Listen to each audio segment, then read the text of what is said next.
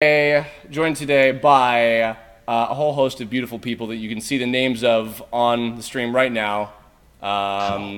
Would you guys all like to introduce yourself in any order you please whatsoever? So all talk over each other at once. Hello, everybody. I'm Mike Prinky. I'm the lead programmer on the project. Hi, I'm Scott. I'm one of the game designers on it. Hi, I'm just trying to see where my place was. Hi, I'm Martin Billany, known online as Little Karibo. I am the voice of Nylok, possibly the goofiest character in the show. Possibly. And hello, I'm Casey Mangelo, and I am the voice of GameSoft. I'm Zero, and I'm the video editor. We have with us 6 beautiful people here. Beautiful people. We are now in our last 2 hours, as of 2 minutes ago. Our last 2 hours of the Terrain of Magical Expertise RPG Kickstarter.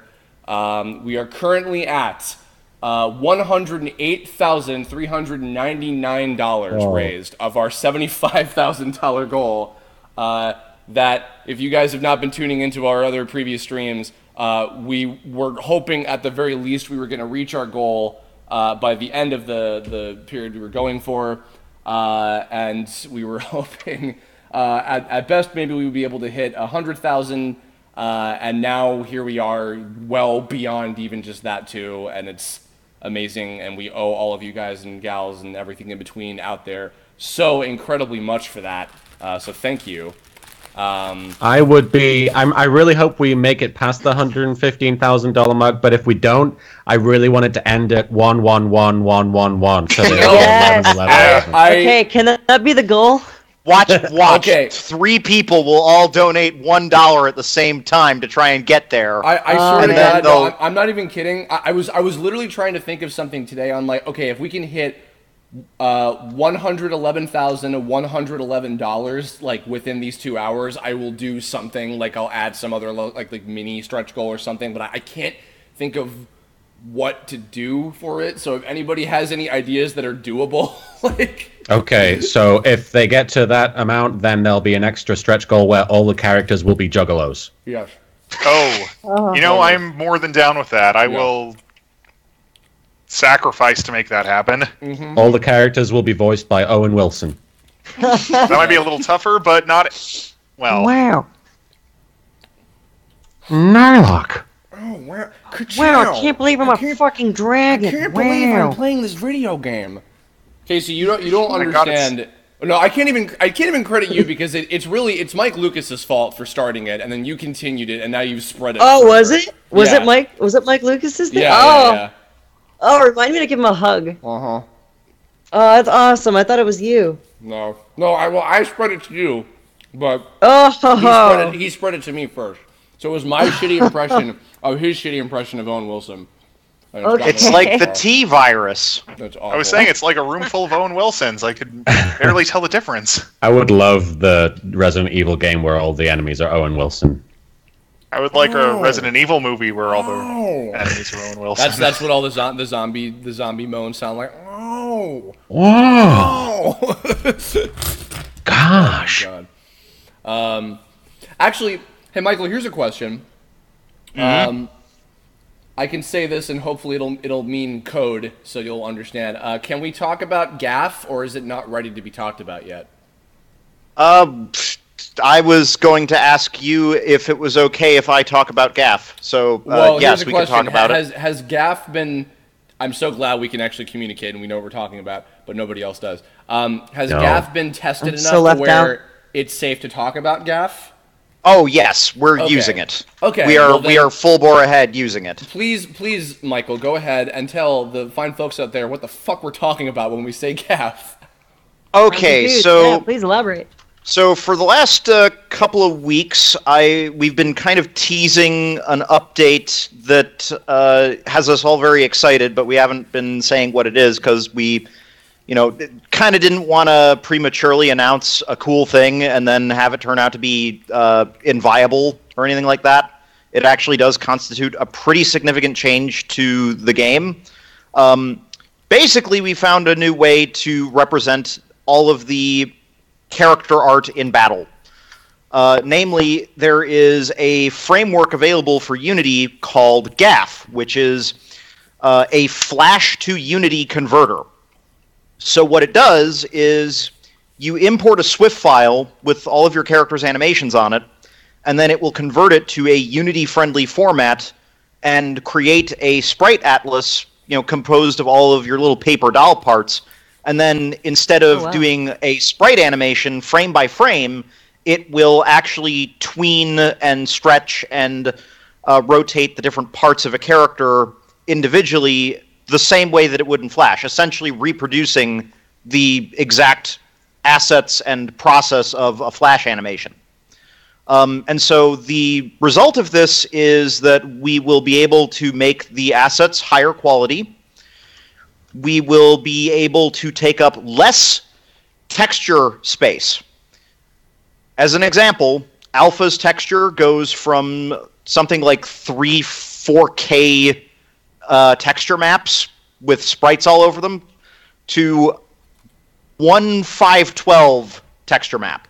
As an example, for comparison's sake, so I have with me still, because we've not deleted them yet, just in case, because we still want to do a lot of testing to make sure it works. But the folder that I have for how we were previously doing it, where all of the character animations were individual PNG frames, PNG files, like for each frame of animation, and excuse me, Morty. Excuse me. The entire oh my god folder. Sorry, I'm eating lunch too. It's been a very long day. Get to 111,000, and all the characters will be Rick and Morty. Yes. Oh my god. I'm sure Justin won't mind. The entire folder for all of the individual frames of Alpha's sprite animations in the previous method we did this was 6 megabytes. The single SWF flash file that has all of his animations in it for the new system we're using is like 200 kilobytes. It's like a fraction of what we had before. So texture memory has been one of the biggest performance sinks that the game's got. That's one of the primary reasons, if not the primary reason, that the demo hasn't necessarily worked well on low-end machines. But this will very likely address a large portion of it, because it's going to cut the size of these files by less than half, right?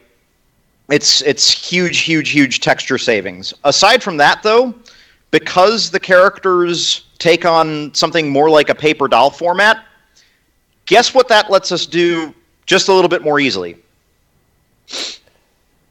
Swapping out those assets. In fact, I can even show you. I'm showing a little bit of the new file that we have for all of the Alpha stuff. So to just kind of show my process here, you can check out that for each of these different animations, I've done many different, heads and arms, and they're all individual pieces. So say, for instance, I'm looking at Alpha Head 1, which is the head that he has for just his idle animation. This is just a single graphic, and then, it's kind of papered all around in this animation system. So if, say, by using this system, we can mayhaps go in and I can just easily, draw over what this is already and change it to have, say, I don't know, a skeleton mask or some slick back hair or something to that effect, etc., depending on, whatever the... Juggalo face paint. Juggalo face paint. So that's possible, is what you're saying. So, not that it wasn't possible before, but it is now more possible than it was previously, because now I don't have to individually export every single animation as a separate thing, and we can just have, Alpha... possible alternate outfit 1, alternate outfit 2, alternate outfit 3, or whatever, as just another 200 kilobyte file, and that might indeed be a thing that we can do, maybe even without hitting that stretch goal. So we shall see. Yeah. So what you're saying is you're introducing a system called TOME Crate, where you have to gamble all your real life money to get. Well, actually, the true plan was to basically get all of the backer characters and then turn it into an intricate gotcha system with characters ranked 1 to 5 star that you have to gamble huge amounts. Oh gosh. Don't give me any ideas that I will regret later. I swear to God. That was already a regrettable idea. Oh my God. I'm regretting the very moment you said it, Scott. I regret it myself. Good Lord. But yes, this is the system that makes costumes potentially viable for us. Yes, indeed. Where before it was going to be kind of a technical nightmare to make it so that you could customize anything. Now we can actually kind of piecemeal swap in and out parts, and it'll just it's so much easier to deal with on that score. It also gives Chris a lot more control over how the animations behave in battle. He can now mark up the frames where things hit wherever he wants to. He can mark up, any of the event triggers that have happened that control the way that the animations behave in battle. He can do that stuff, and we ironed out the specifics of that. Basically, what was it, last week? Did we do that? Yeah, we did. Yeah. It was very recent. I mean, well, actually, to give some credit too, I'm assuming. Do you want to give a shout out to the gentleman that kind of helped cook this up with you? Yes. So the person who recommended Gaff to me was a fellow by the name of Adam Rademacher, who was kind of a mentor slash. What's the word I'm looking for? I'm looking for a word meaning supervisor slash direct boss, commanding officer. We'll go with that. He was kind of my commanding officer when I was working at Way Forward, and he got wind of the Kickstarter, and I talked to him about our animation process a little bit and how Chris was using Flash, and he's like, "Oh, you should use this tool." And sure enough, this was a really, really awesome find that happened to fit Chris's production process perfectly. I mean, perfectly, seamlessly. We have not had to change anything about the way his animations are formatted, or at least very, very little. I think you had to make a couple of adjustments. Like you had to separate out a couple of looping animations a little bit, but it was very, very little. Like we were able to retrofit a number of the animations that we already have in a day and just export them, and they just import seamlessly. They just worked. It was great. And I mean, the real beautiful thing about this to me is like, okay, how much food you can stuff in your face. Yes, is that I'm just eating. No, the beautiful thing about this is like I've still been using Flash. I've been using Flash for I think close to 15 years now, which is nuts to me. And it's truthfully, Flash is a very outdated format when it comes to animation specifically, because those of you who have any animation know-how that programs like Toon Boom and things like that are much more of the industry standard. Flash is kind of old hat comparatively, but and actually even further, Flash Player as a program is something that's dying out. Like I think that it's going to be discontinued entirely very soon. So major web browsers haven't been supporting it. All of the tablets haven't been supporting it. Yeah. Yeah. Really? Yeah, it's because it's just so they're effectively just trying to phase it out. Yeah, I mean because it's so outdated compared to other things that we've had for a very long time anyway. But I'm so comfortable eating this fruit bar. Okay, I was gonna guess big. I was gonna say let's play what is Curb. Let's play what's in Curb's mouth. I was gonna say bagel, but I thought oatmeal. Did anybody else think oatmeal? I was kind of like imagining sandwich. Sandwich? All the money that he's getting from the Kickstarter. Yes, I'm eating all of it. I just finished a sandwich, so you would have been right about. Are you voring the donations? Yes. I'm like that one villain from that one Dragon Ball movie who just like eats everything. He just like eats rubies. Oh my god. Anyway, so no, what's cool about this is that like Flash has been I've stuck with it for so long because it's basically like my comfort zone program for the most part.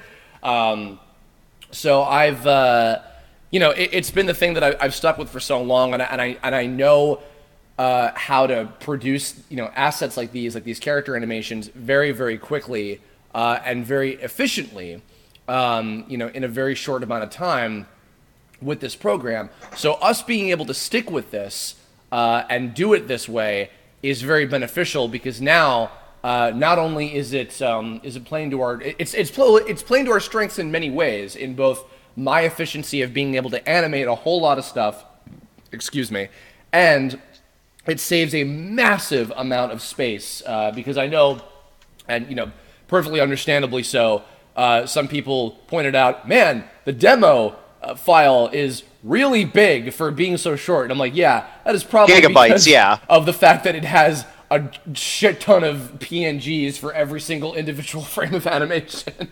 So, yes, that really adds up a lot. The sprites are huge. They're like 128 pixel sprites. So, add that up over however many hundreds of frames of animation there are for all of the characters in battle, and it 2D animation can take up a lot of space if you're not careful about how you manage it. Mm-hmm. There's a reason the Zelda games used to have like 3 frames for walking. And Goomba literally had a single frame that would just be reversed over and over again. So here's a question, by the way. So Martin, I know you're only going to be here for the first hour or so. Casey, do you have a hard out, or that's a studio term, everybody? Do you have to go within the next hour, or do you want to stay for the whole 2 hours?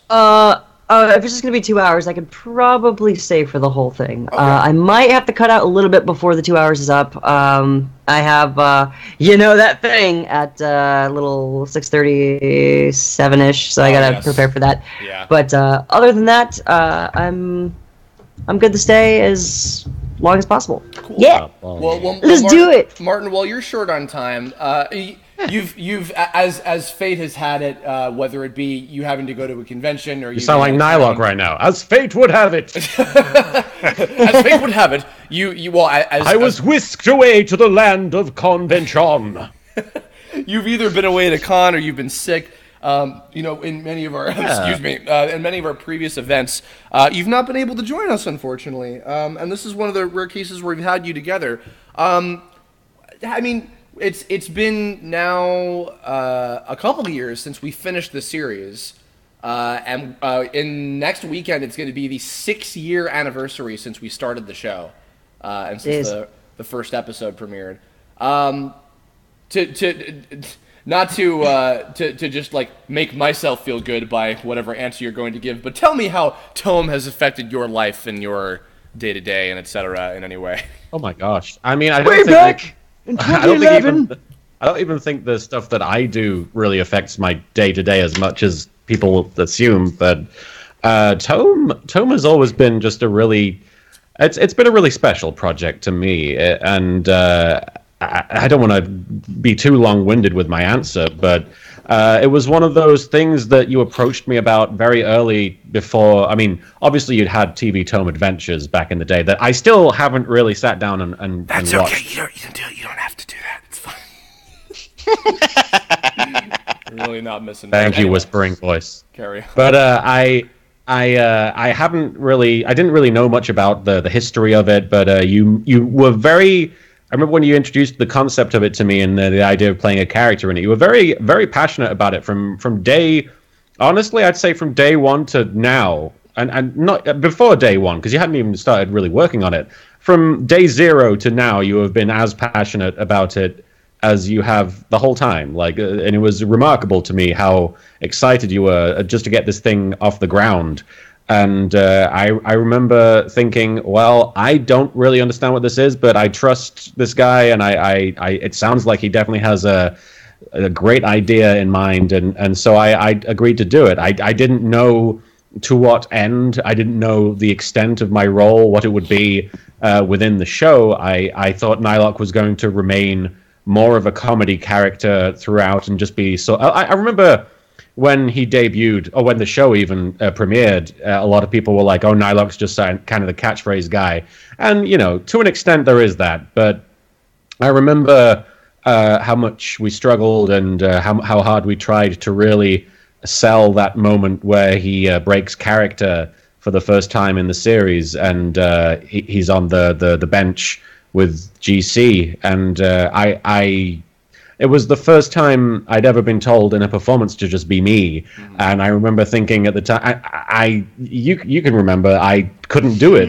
very easily. I froze up quite a bit, and I was like second guessing everything that I was doing. As an actor, the hardest thing you're told to do is just be don't act. It's difficult, and it's a strange approach, and I still sometimes, looking back on it, think I could have done a better job, but I can't watch that scene without crying because it just feels very real. It's a very real thing. It's a very real moment between me and my character in GC, but also me and you as friends and as people. I know obviously Nylock isn't as featured in season 2, which I'm not saying that in a way that I'm like, I'm not as big a deal in that season, because he's not really a big deal in season 1. But when he is used, when he does show up, he's a very positive character, and he's a very warm, supportive character. And I appreciate the opportunity to play a character who is just good, who just wants the best and wants everyone to do well and be okay and be happy. And it's not often that you find a role as pure as that and that is attuned to what you can do. And this character definitely feels it's very easy to get back into that character. He fits very comfortably these days. And the one thing that really warms my heart is whenever I'm like at a convention or something and I'm like, hey, I do the Yu-Gi-Oh! Bridge, Team 4-Star, blah, blah, blah, and that always gets a reaction. But then when I say I'm also in TOME as Nylock, and there's always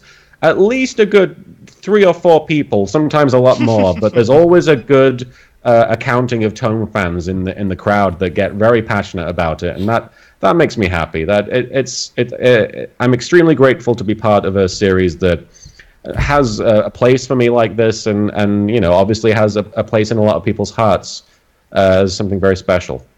We've talked about this so many times in a lot of the behind the scenes things, but it is still insane to me that at one point I didn't consider you for the role back when we first started. In fact, the big TOME trivia buffs will know that, funnily enough, Casey and Shady were both in consideration to play Nylock early on, when I was picturing him as more of like a kind of a sleek, like Link type of character, I guess. And I think also part of it was, I know I've probably said this to you like off the record, maybe not in behind the scenes featurettes and things, but I think part of the reason why I didn't want to have you play a main character at first is because I was really worried that it was going to come off as just like writing your coattails and just like, oh, featuring little Karibo and blah, blah, blah, or whatever. And yeah, like, I do remember you mentioning that early on, and I really, because here's the thing, I really didn't want to make it seem like a novelty because, and I truly mean this, I think that you are a fucking phenomenal actor. Like, I think that the fact that also you have like a tried and true theatrical background, and like every time I've ever heard you in a performance, whether it's your own stuff on Yu-Gi-Oh! Bridged or otherwise, I think you're outstanding. And so, but I think also on that same note, that was what eventually led me to, he's so perfect for this character. It would be a mistake to not have him be this character. And the other thing too, kind of you were implying a little bit of this before, but, Nylock is this... I designed him to be this kind of unbridled force of good in the world of TOME. I still remember, the very first drawing that I did of, like, the new version of him for specifically the web series.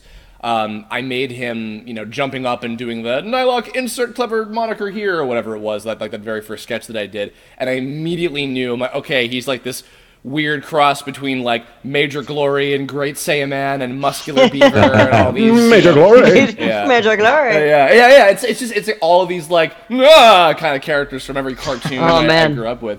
And then like I remember even the first episode too, like we all sound, well, I would say more so specifically Casey and Martin, you two sound completely fucking different. Oh God, yes. In episode 1.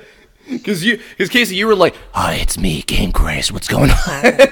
Yeah, I was really forcing, what's down there to try to go to the floor as much as possible because my voice is like squeaky high. Yeah. And that was the first thing I was like, oh, I guess I could do something like Nylock. I can come up with like, accents and silly voices, whatever. And then you're like, no, I want you for this character. I'm like, okay, dark, mysterious. Okay, cool. Okay, I got a couple of things in mind, but, any direction, like, where do you want me to go with this?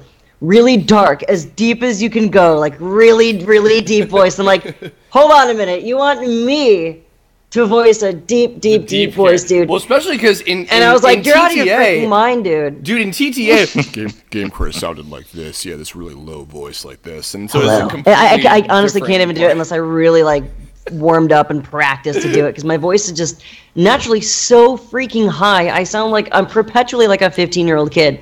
So, like, I don't really get cast much in a deep-voiced role. I'm usually just either, like, if I'm a girl, I'm going to be a tomboy, or, like, a squeaky chick, whatever, or I could be, like, a little boy who's, like, a teenager, whatever.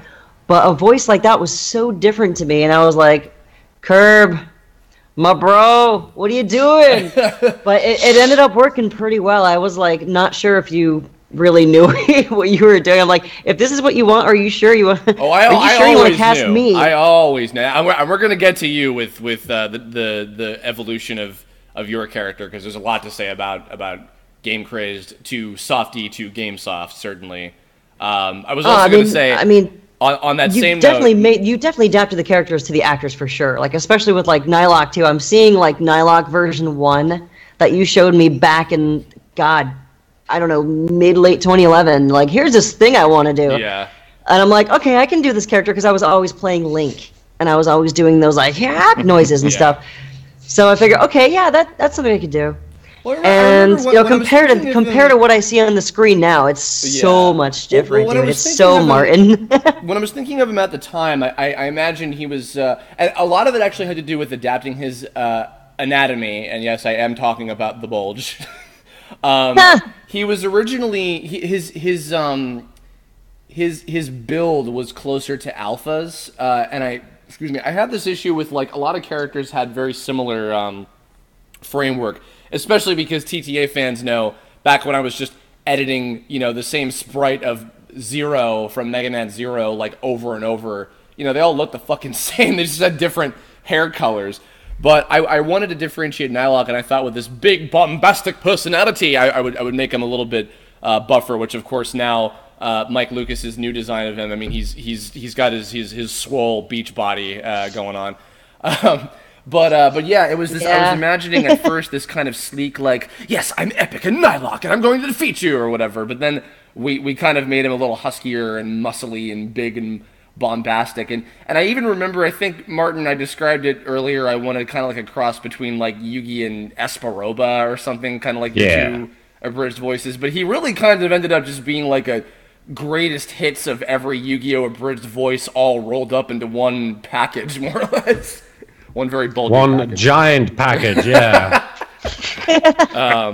Can I say that it was the correct choice to showcase that you got to rock the dragon, man? Yeah, man.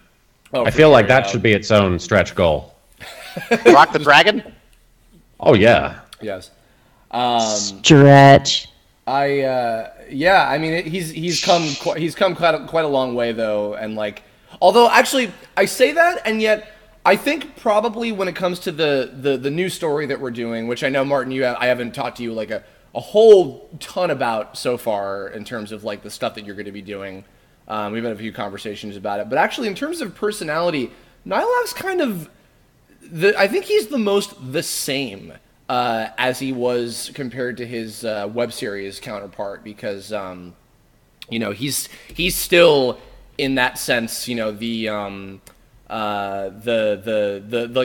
pillar of unyielding force of good in the world of Tome, that he's kind of this kind of subdivision of the world that he's created for himself, where he's constantly playing along with.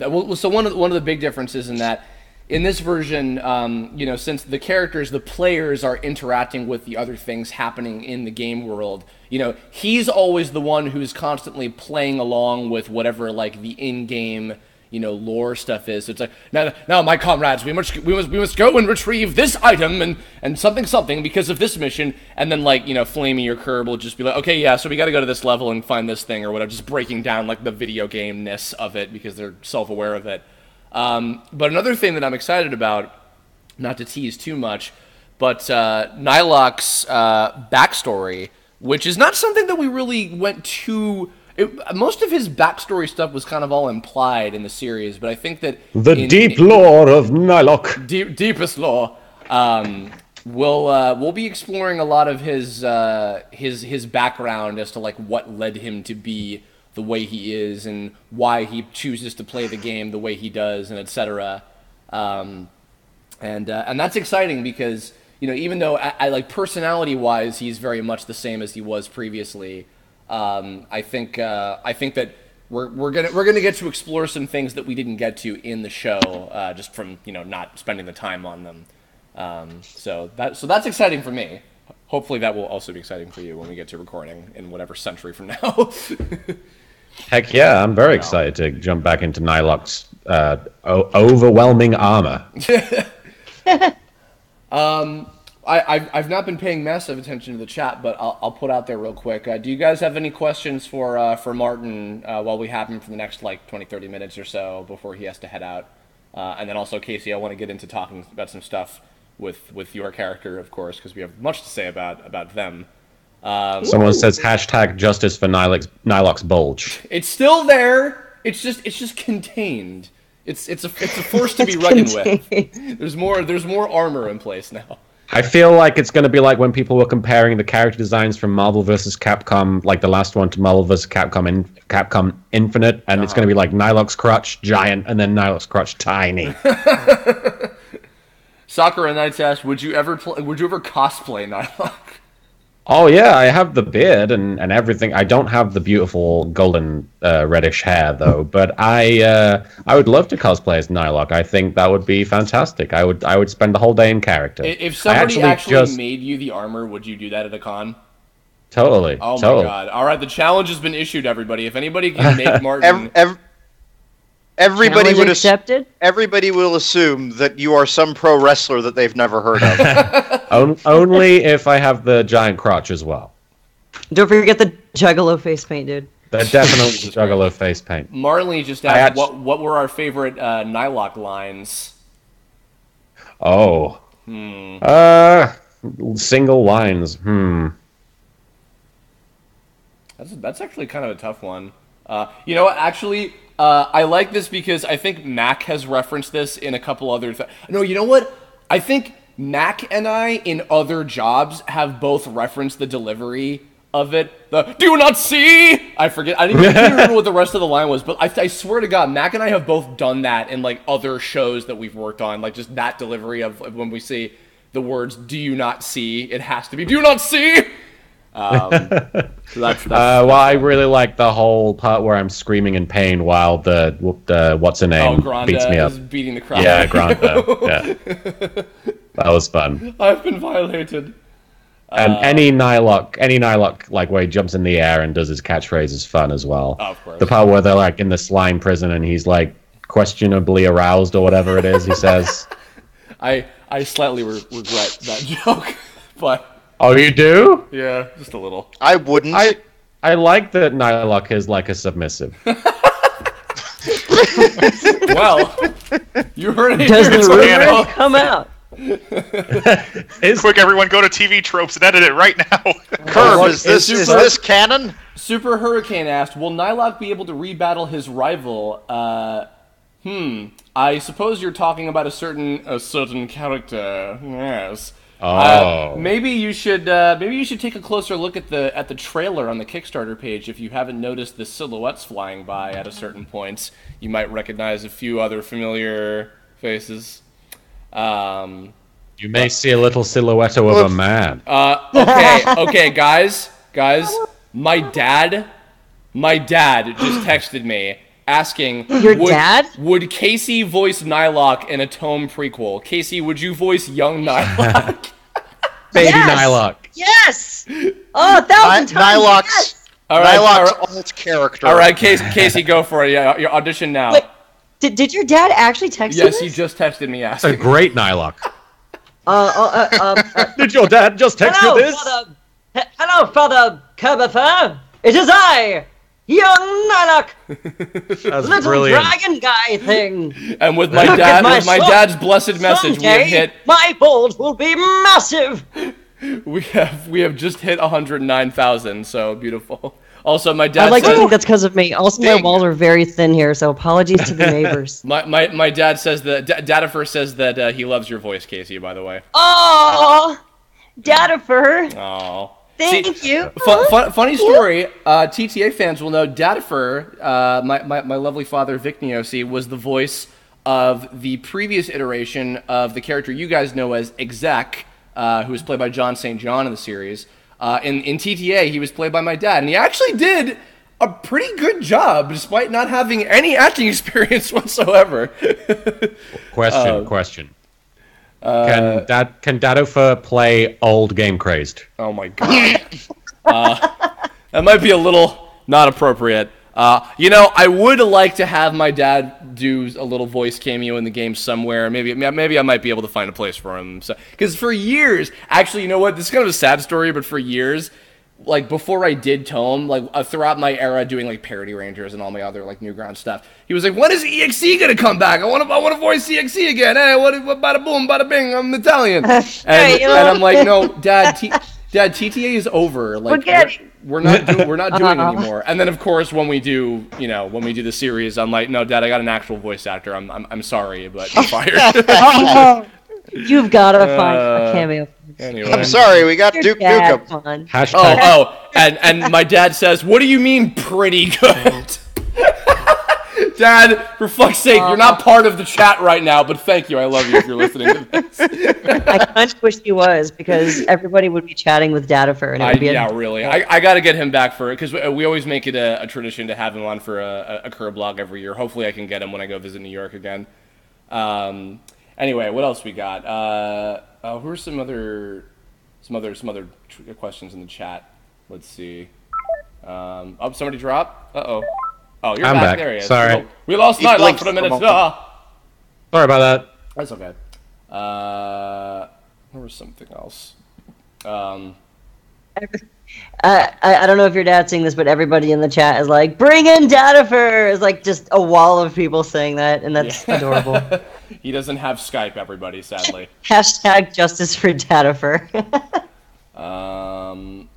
Let's see. I'm checking back to see if there's Yo, any Pop. others. Mayhem Leader asked, who is your favorite side character that Nylock interacted with? I'm assuming other than Gronda, because if your favorite moment was her beating the crap out of you. Oh, I loved interacting with Hyperlinks, and what was her friend? Oh, Thunderlinks. What? Oh, no, sorry, not Thunderlinks. Elliscope. Telescope, It's yeah. like, what? I think I just gave something away. Hint, hint. Carry on. Wow, yeah, I was gonna be like, how did they exist in the same? Yes. Okay, but yeah, that's always cool because I love Jesse and Mike. They're good friends of mine, and they really like playing those characters. So. I know, and funnily enough, also they were also not my first choices to play those characters. I had two other pairs of like guy and gal actors that I had in line to play Hyperlinks and Elliscope originally, and neither of them were available, so I went to Jesse and Mike, and they were like just perfect. Like they had such a good dynamic, and like Hyperlinks is so cute, and Elliscope is so Mike. Yeah, they were awesome. But yeah, and episode 6 is definitely one of my favorites. Like just for all the cool stuff that you got to do, and And they were adorable, and also Game Creators had some great moments in that one as well. So that was super fun. If it counts, Nylock fighting Zeto is a great moment. Is he technically a side character? Not really, but I mean, well, in terms of other characters, certainly that counts. Yeah. But I always like the trope where the sort of comic relief wacky character turns out to actually like not necessarily like be a badass, but like he's able to thwart the villain for at least a time. Like when the goofy guy sort of steps up to the plate and actually has to fight evil, and so I was like, yeah, that's my tropey moment that I really like. Yeah, no, I enjoy that kind of thing from. I enjoy that kind of thing from like secondary characters in general, where somebody who doesn't usually get focus kind of steps up to the plate. Yeah, that's like my favorite. Oh my god. Okay, Eric Plays just asked this. I think we were actually even joking about this in the Mario RPG stream I did yesterday. Martin, do you think you're better at voicing Curb, or is Curb better at voicing you? Like, who does the better impression of one another? Do you? Well, I don't even know what your impression of me is anymore. Yeah, I don't think I have an impression of you, honestly. I'm sure you've probably done one at some point. No, I don't think I've ever like tried to imitate you specifically. I don't think so. Oh. No, I don't All you have to do is. Thanks, Casey. I really appreciate that. Hey, I love you. Here's my impression of Curb. Here we go. Was that you typing on the keyboard or blowing your nose? That was typing on the keyboard. That was the keyboard. Yeah, that's a good impression also. That's pretty my impression, my joking impression of you is the hello, I'm Little Karibo, taunts, and then my actual one is whenever I'm doing like an actual impression of you, I always remember when like you're very confused, you go, "What is happening?" Yeah, that's pretty good. Or when you yell at your puppy dog Tilly, you go, "Oi, Tilly, woo." Oi, knock it off. Say oi. Speaking of funny accents, where's Shady Coon? Oh, he and Bryony are weird or something. They couldn't join us. Oh. Bitches. And Anna Kingsley. Oh. Anna Kingsley is I think she's at a party tonight, but they all send their love. They wish they could be here. So That is so rude and lewd of Anna Kingsley. I'm gonna call her right now and be like, "Yo, where you at?" yeah. They are busy with adventures in other realms. In England. In England. And the Ohio. Is that from Ohio? I forget. I don't know. I forget. No, she's not. I just remember being at a convention in Ohio, and I think she was there briefly. So Wait, Anna was? I could be wrong. Oh, huh. You might be wrong. I'm probably wrong. You're probably right. I mean, I know she doesn't live in Ohio, but I'm not gonna say where she lives, but you know. Now she lives in Or Ohio. will I? Or will you? No, she actually lives in. Star in Speculation asked, "Have you ever ordered food talking like Ohio. Nylock at the drive-thru?" I'm assuming probably not. No, never. In fact, the only time I've ever done anything like that, because I don't like pranking people while they're working. It's like they're trying to get a job done, you know? Yeah, that's why you didn't totally do that all the time in your Merrick voice once upon a time. Oh, on the phone? Yeah, I did that. But I don't know. I don't like to do that, but you did that. But the only time I've ever really done it is at a convention. The con staff were driving me home, and they were like, "Let's stop and get food." So they were like, "Do it as Freezer." So I was like, "Okay, I'll do it," but it wasn't anything special. It's just I asked for the pizza in Freezer's voice. Hilarious. For a 10-inch.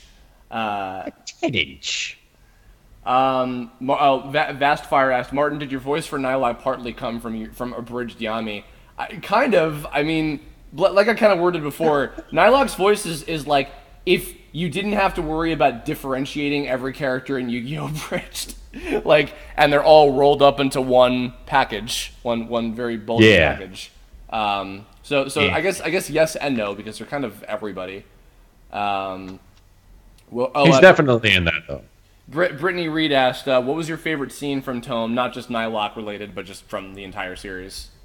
Well, why don't everybody answer that? Like, I feel like everybody should get to answer, not just me. Sure, fair enough. Why don't you start? God, that's hard to say. I think, oh man, you know what? Okay, one I have too many, but one of my favorite moments is the final interaction between Kizuna, Softy, and Zeto in episode 15 with "Go on, say it!" is just because it was so like tragic and like heartbreaking and like. It was, it's really powerful, and I know some people were like sad because they're like, no, how could you do that to Kizuna? But I was super happy with how that turned out. K-Sims, what's your favorite moment from the series? In the entire series? Yeah. I know I was asked this a few times. My answer probably changes. Gosh, let's see. Okay, I think this was my answer at the panel, and I think this is my favorite thing. This is really stupid, and it has nothing to do with the animation, but seeing the characters meeting in real life, the live action bit that you guys did. Yeah. That is still like the part that just made me go, "Oh, my heart, my soul!" Like, Every that single killed me, fucking dude. time I watch that episode, it's that footage still makes me fucking cry. I know. Like I lived it. I Same. literally filmed it with Mike and Emily and Martin, and I still, when I just see it in the context of the story, it makes me fucking tear up every single time. It's ridiculous. And we walked down that street, and you were like, "Hey, this is where we filmed the live action bit." And the last one, I'm like, "Oh my god!" Yeah. Yeah, you basically took my answer. I can't. That's Aw. definitely my favorite part. That's the one. Yeah. I wish everybody could have been involved, like everybody that and even worked on the show, but like it was just logistically and. And it's a then beautiful moment. logically, it had to be like the four of them. But although I Yeah. did, I know I probably talked about this before too, but I really love the fact that Mike Lucas, who played the live action version of Alpha in that scene, he has an old school Game Boy phone case, and so you were like, hey, could I hold on to your phone while we're filming this? Because that'll be kind of like it's representing. Obviously, Game Craze can't be there in person Yeah. because she's not a human being. But it'll be like she's there in spirit, and especially since the whole reasoning behind that was of them filming it is because they wanted to send that to Softie/GC to like as a little gift to her later on. Was kind of what that was meant to be. It was so good. Oh my god. So I'm cute. thinking about it now, and I want to cry my eyes out, my heart, my soul. I I mean, it's a very real moment as well. It really is. Yeah, we've all Like, had kind of literally and metaphorically. And when we all watched it together, it was like, oh my god, this is especially, life. At This the is panel, it was incredible. This is life. This is the pinnacle of emotion that you will feel in a room of people together in life. We were all like crying. It was pretty gay. It was pretty awesome. Also, my dad just texted saying, "Stop fucking cursing," and Casey is my new Gengar. Oh my god.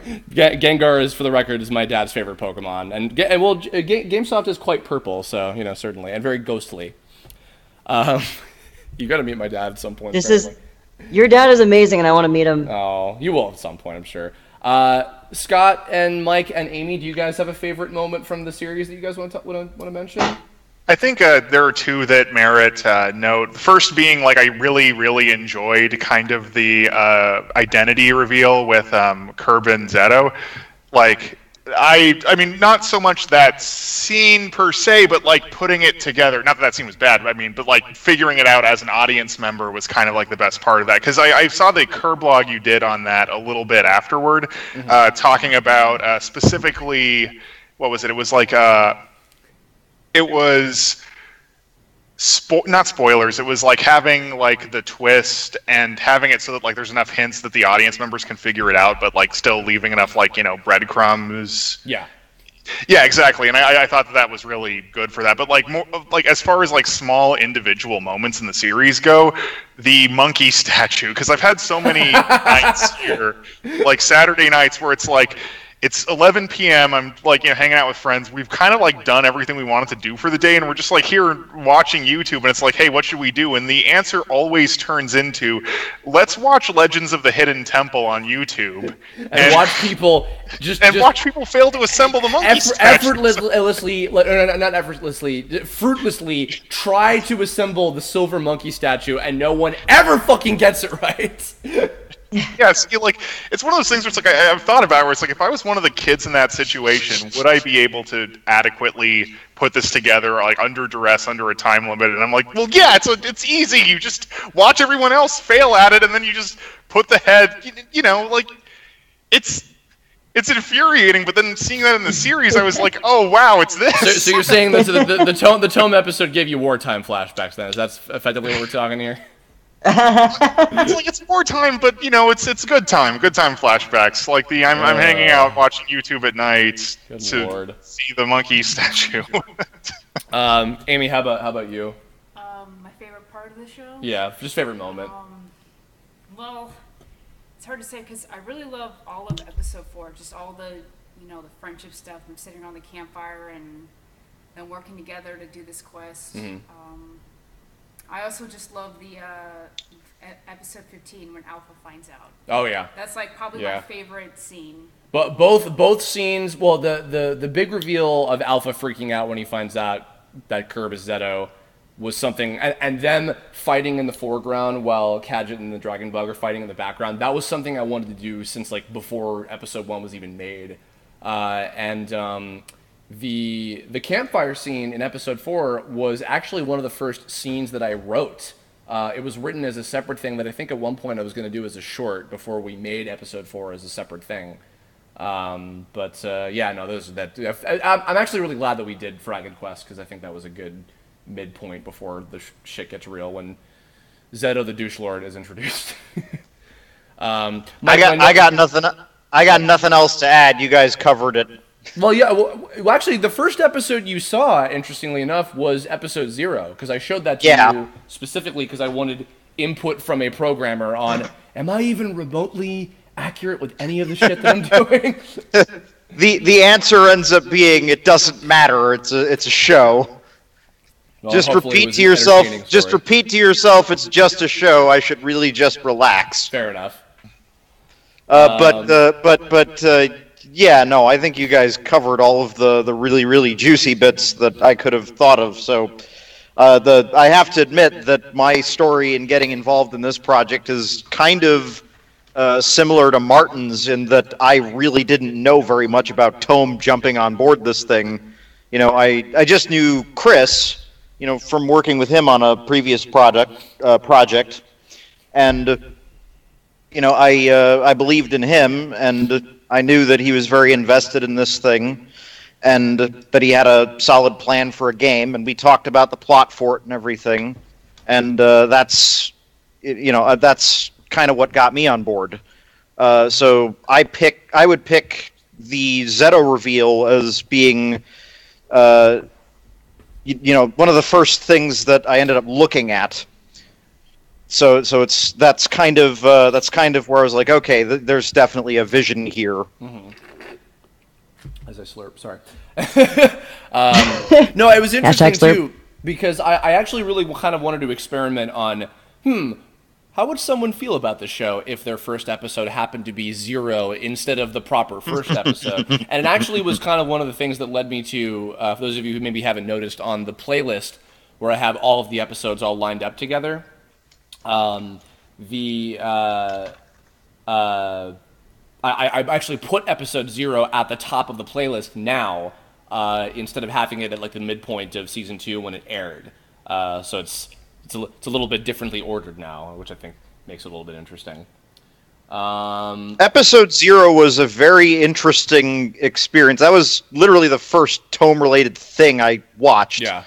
There'd been we talked about it a number of times before, but I watched this thing and I was like, the writing for this is not half bad. This is a pretty decent, if I had to think of a web series kind of equivalent of Digimon, an origin story for something similar to that, this is as competent as anything I could have thought of. So I that's kind of like a stamp of approval from me, is that if I feel like, yes, this is as good as anything I could have thought of myself, better maybe even, then that's pretty good.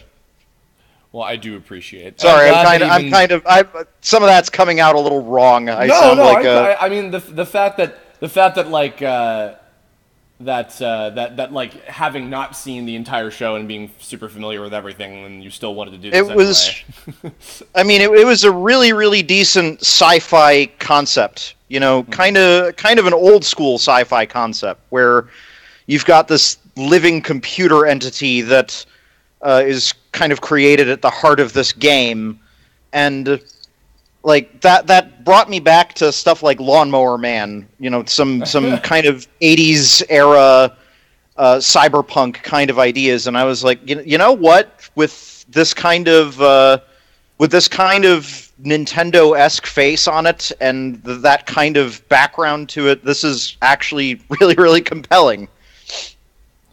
This is actually because I sound a little too surprised to be saying that, but you're fine. Real quick, because I know Martin, you got to head out. This is a good last question to go out on. A couple people asked, do you have a favorite Nylock title from out everything? I don't remember any specifics, honestly, but if the chat says any, I'd be happy to read them out, a bunch of them before I go. Nylock, Dragon of Waiting Patiently. I've tried with in writing this. I've written about half the script of the Tome RPG main story now. What I've tried to do as much as possible is have a lot of alliteration. So like, Nylock, Dragon of deviously dirigilant, dubious digging or whatever, like a lot of the same, like the first letter of every word being the same kind of thing. Here we go. There's some coming through. Nylock, Master of Memes. Nylock, Dragon of the Cold Steel. Nylock, Dragon of Epic Farewell Speeches. Nylock, Dragon of Blue Eyes.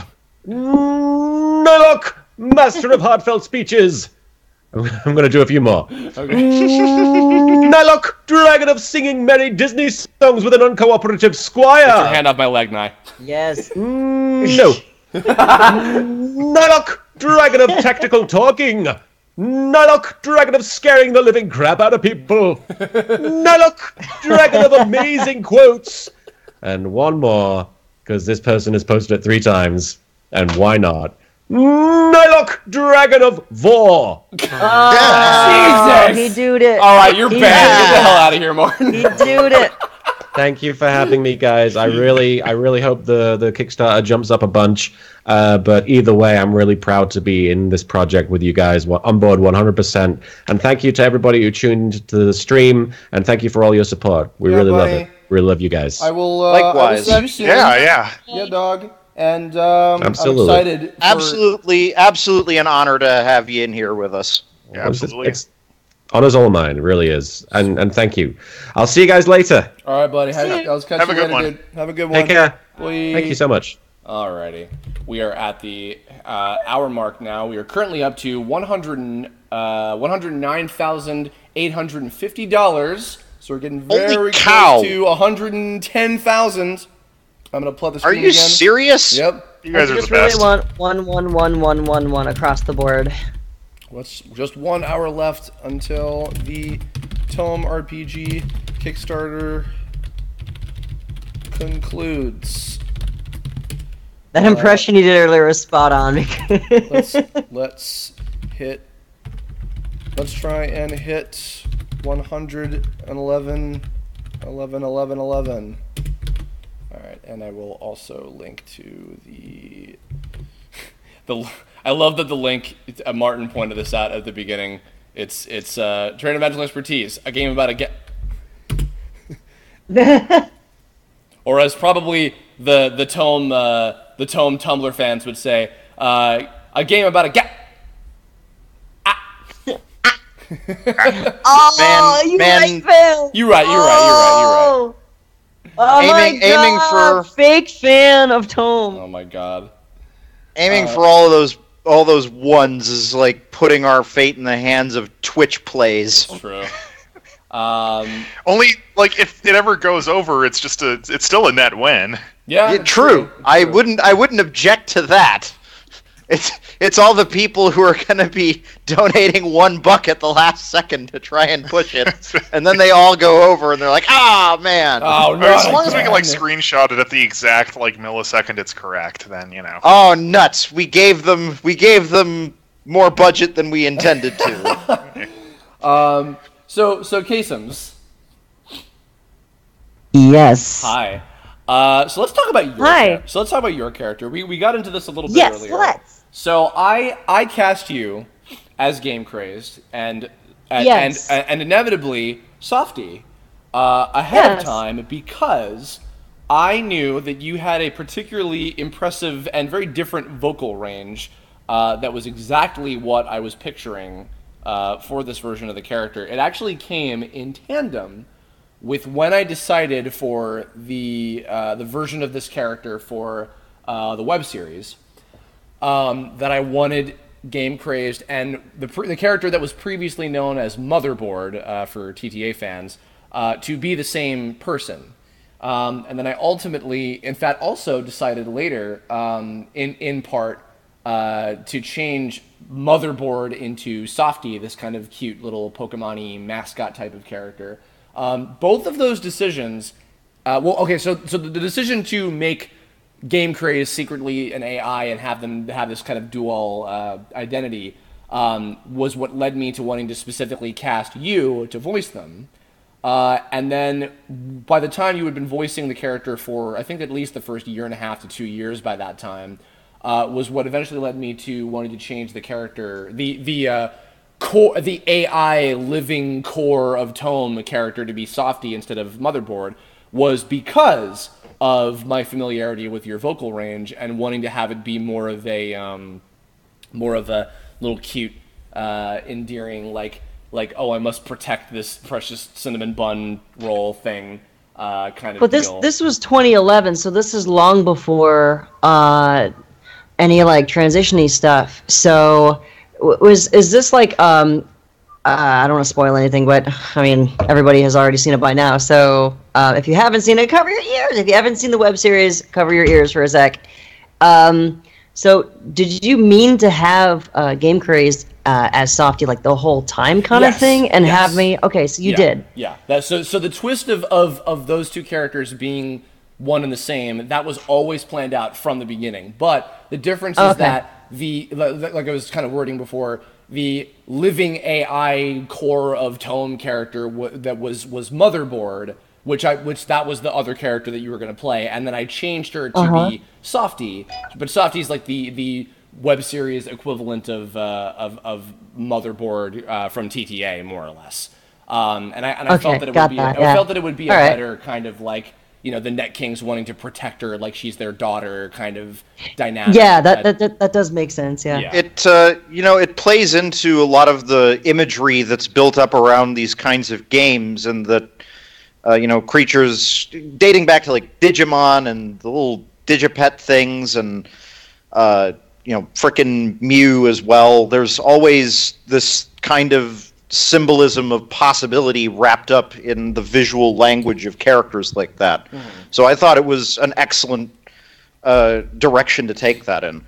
And actually, I don't remember if I've said this anywhere, but funnily enough, there was a point where I think I was remembering. Oh, I learned about the Japanese term gamesoft, which, if I'm not mistaken, I think is the Japanese word for gamesoft for cartridges and CDs.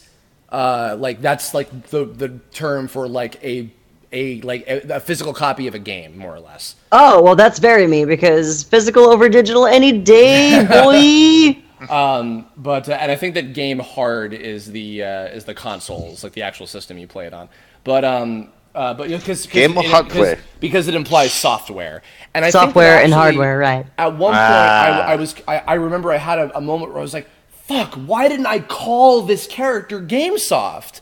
I should have done that, you know." And then at the last second, I was like, "Oh wait, I have this idea." And then when we had the bit in episode 15 where it was revealed that Game Crazed was the password that the Net Kings had for for accessing the core where Softy was being kept. And then she kind of that was not planned. That was a last second idea. Seeing that at the live show, at the premiere of that episode. Yeah. And hearing people in the background going, "Did you see the password?" Yeah. I was like, "Yo!" People actually caught that, and like I can't remember if I did. I actually don't think I caught that the first time. Yeah, well, that was a last second idea. I think I even did that like as I was like doing the episode, and I was like, "Oh, I got to make a password." I know. Oh, I just did an unintentionally clever thing. Yes.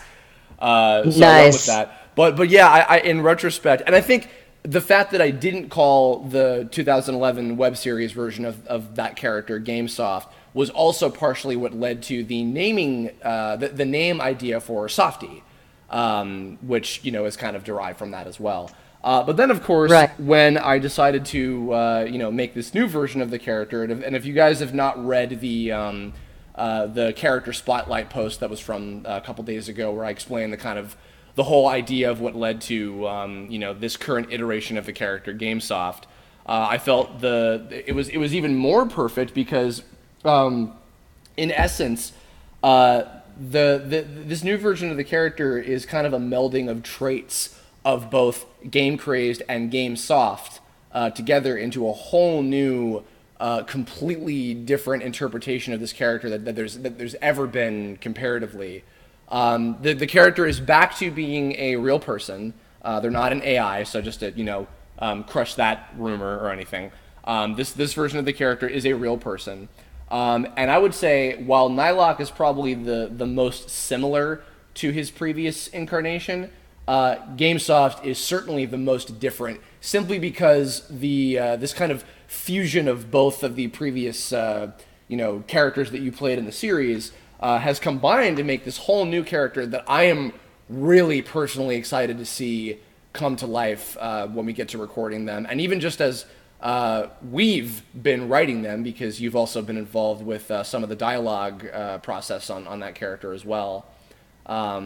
So, I mean, obviously we can't go too far to spoiler territory, because there's a lot of cool stuff that we're doing with this character, but, you know. I don't want you to like give away too much yet. I'd love to be able to talk more about the story for the game, because I actually know so much more about it at this point. Yeah. But I will say that he's not just whistling Dixie. It's definitely a very different thing compared to the show. Yeah. I think that I was kind of most different character. I was kind of the show. Sorry if I was. Sorry about that. No. My connection here is Garbaggio. So all right, just like, saying. I was speaking when no one else. Yeah, okay. Yeah, no, it keeps doing that. Sorry about that. Okay, it's cool. No, it's. I was kind of picking through materials from the show to try and get ahead for where this character was coming from, and I was like, oh, you really changed this. It took me a while to catch on. Anyway, sorry, I didn't mean to interrupt you there. Oh no, the delay in my connection is horrible, and I don't remember what I was saying before. Oh, good. Well, just I mean, do it. Like talk. You were saying that. Oh, sorry. Go ahead, Mike.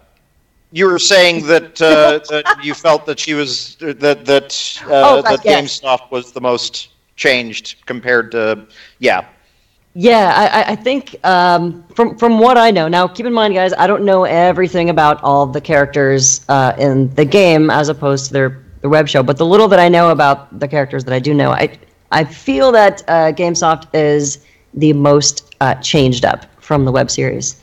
But that's just my opinion. I could be entirely wrong about that. No, you're not. You're definitely not. That's a fact. Okay. Well, there's definitely okay. Cool. There's one thing that she definitely holds in common with all of the previous iterations of the characters, is that she's definitely the most quiet and serious, I would say, because Flamey is also pretty serious at times in this version, but GameSoft I think is probably the most like she's got the most like going on. Like that, you know, she's got a lot of shit on her plate. I'll just say that. But so she's still very soft spoken, very quiet, very mysterious. But a big thing that I wanted to do with her this time also was she's very astute. She's very, very good at picking apart people. And when it comes to the game, she's very good at kind of taking that and picking apart their ability and what they do and kind of how they go about things. You know, her some of her early material in the story is kind of like, you know, like analyzing what the character that the gang happens to be fighting against is doing, and kind of being like, oh, well, I think they're kind of doing this, so we could probably do this. And then, you know, one of the others will be like, oh, I didn't even think of that. That's a good idea. You know? which kind of ends up being her like, you know, her greatest contribution to the team, I would say, in terms of like when she joined the Dandy Alliance, you know, and how they The all power of insight. yeah, and yeah, it's crazy because compared to both of the voices you did previously, if you guys haven't noticed from the couple lines that she has in the trailer and in the demo, she's very close to your natural voice, Casey. Yeah, I mean, close. It's in between Game Crazed and Softy, so it's really just like this more, you know, Game Crazed was like this low dude voice, or at least I tried to kind of do that, and Softy was just like way up there. So this is more like in the middle, more just reserved and chill, and like still keeping the attitude of Game Crazed for the most part that I see. For the little bit that I've recorded, it seems not as dark and shadowy figure-y, but more just like curious and kind of optimistic is the way I kind of see GameSoft so far. And the voice itself is pretty much in my normal range. It's very easy, so thankfully I don't have to do any crazy stretches for that. It's super crazy that you do all the voices for the same character, and yet they're all different voices. They're all insanely different. Yeah. Well, see, it's interesting too because, like, you know, and there's certainly, you guys will notice as you you know, perhaps see some other familiar faces and you know, the differences that have happened with them this time. You know, there's certainly ones that are very different compared to how they were in any of the previous iterations of this story. But that said, something that I wanted to do, you know, as much as possible is, you know, and at least I can say when it comes to the main five, you know, because I don't want to confirm or deny anybody or, you know, any other characters and any other actors or whatever necessarily at this time. But, you know, with having everybody come back, I'm like, okay, well, the character's going to be a little bit different this time. But I'm like, okay, so I'm going to have the same actor come back, but we're going to do things a little differently. You know, we're going to go about, you know, portraying them a little differently compared to how they've been before. But I know how to work with all the folks that I've worked with, especially, you know, because Casey and I have known each other for, I think, at least 10 years now. I met you, what, 07? Oh, God, 10 years at least. Yeah. Yeah, I think it was like 07, yep. We are at 1110.097. Oh, shit! Dude, we are so freaking Guys. close to 11:11:11. And Yeah. also that picture of Alpha that you just brought up there. My internet's so bad, I'm watching this in like 144p, basically, or at least trying to like catch up with what's going on. I thought that was his hair. I thought he straight up was like rocking big ol' extensions, and that's pretty awesome. I can't unsee that now. It's Shall so we? blurry for me. Shall we? Shall we? Lord. Yeah, what the hell was I even talking about? Actually, oh, you know what? Oh, I was going to say this before. So, I've been having some help from, I want to give a couple shout outs to these guys. Matt Gardner and Pete Gresser, who I've had on a couple Curblogs before. We did one about the X-Men movies, I think like, God, over a year ago, maybe 2 years ago now. They've been on a couple other ones as well. Great guys, wonderful people, and very, very experienced writers. And they've been kind of my two, like, script supervisor isn't, I'm realizing I've been utilizing, like, in the series, script supervisor isn't technically the right term. What I mean is like punch-up writers, like when I had folks on the series as well. In this case, yeah, they've been kind of my advisors on some of the dialogue and reviewing things, and they've been like fantastic on that.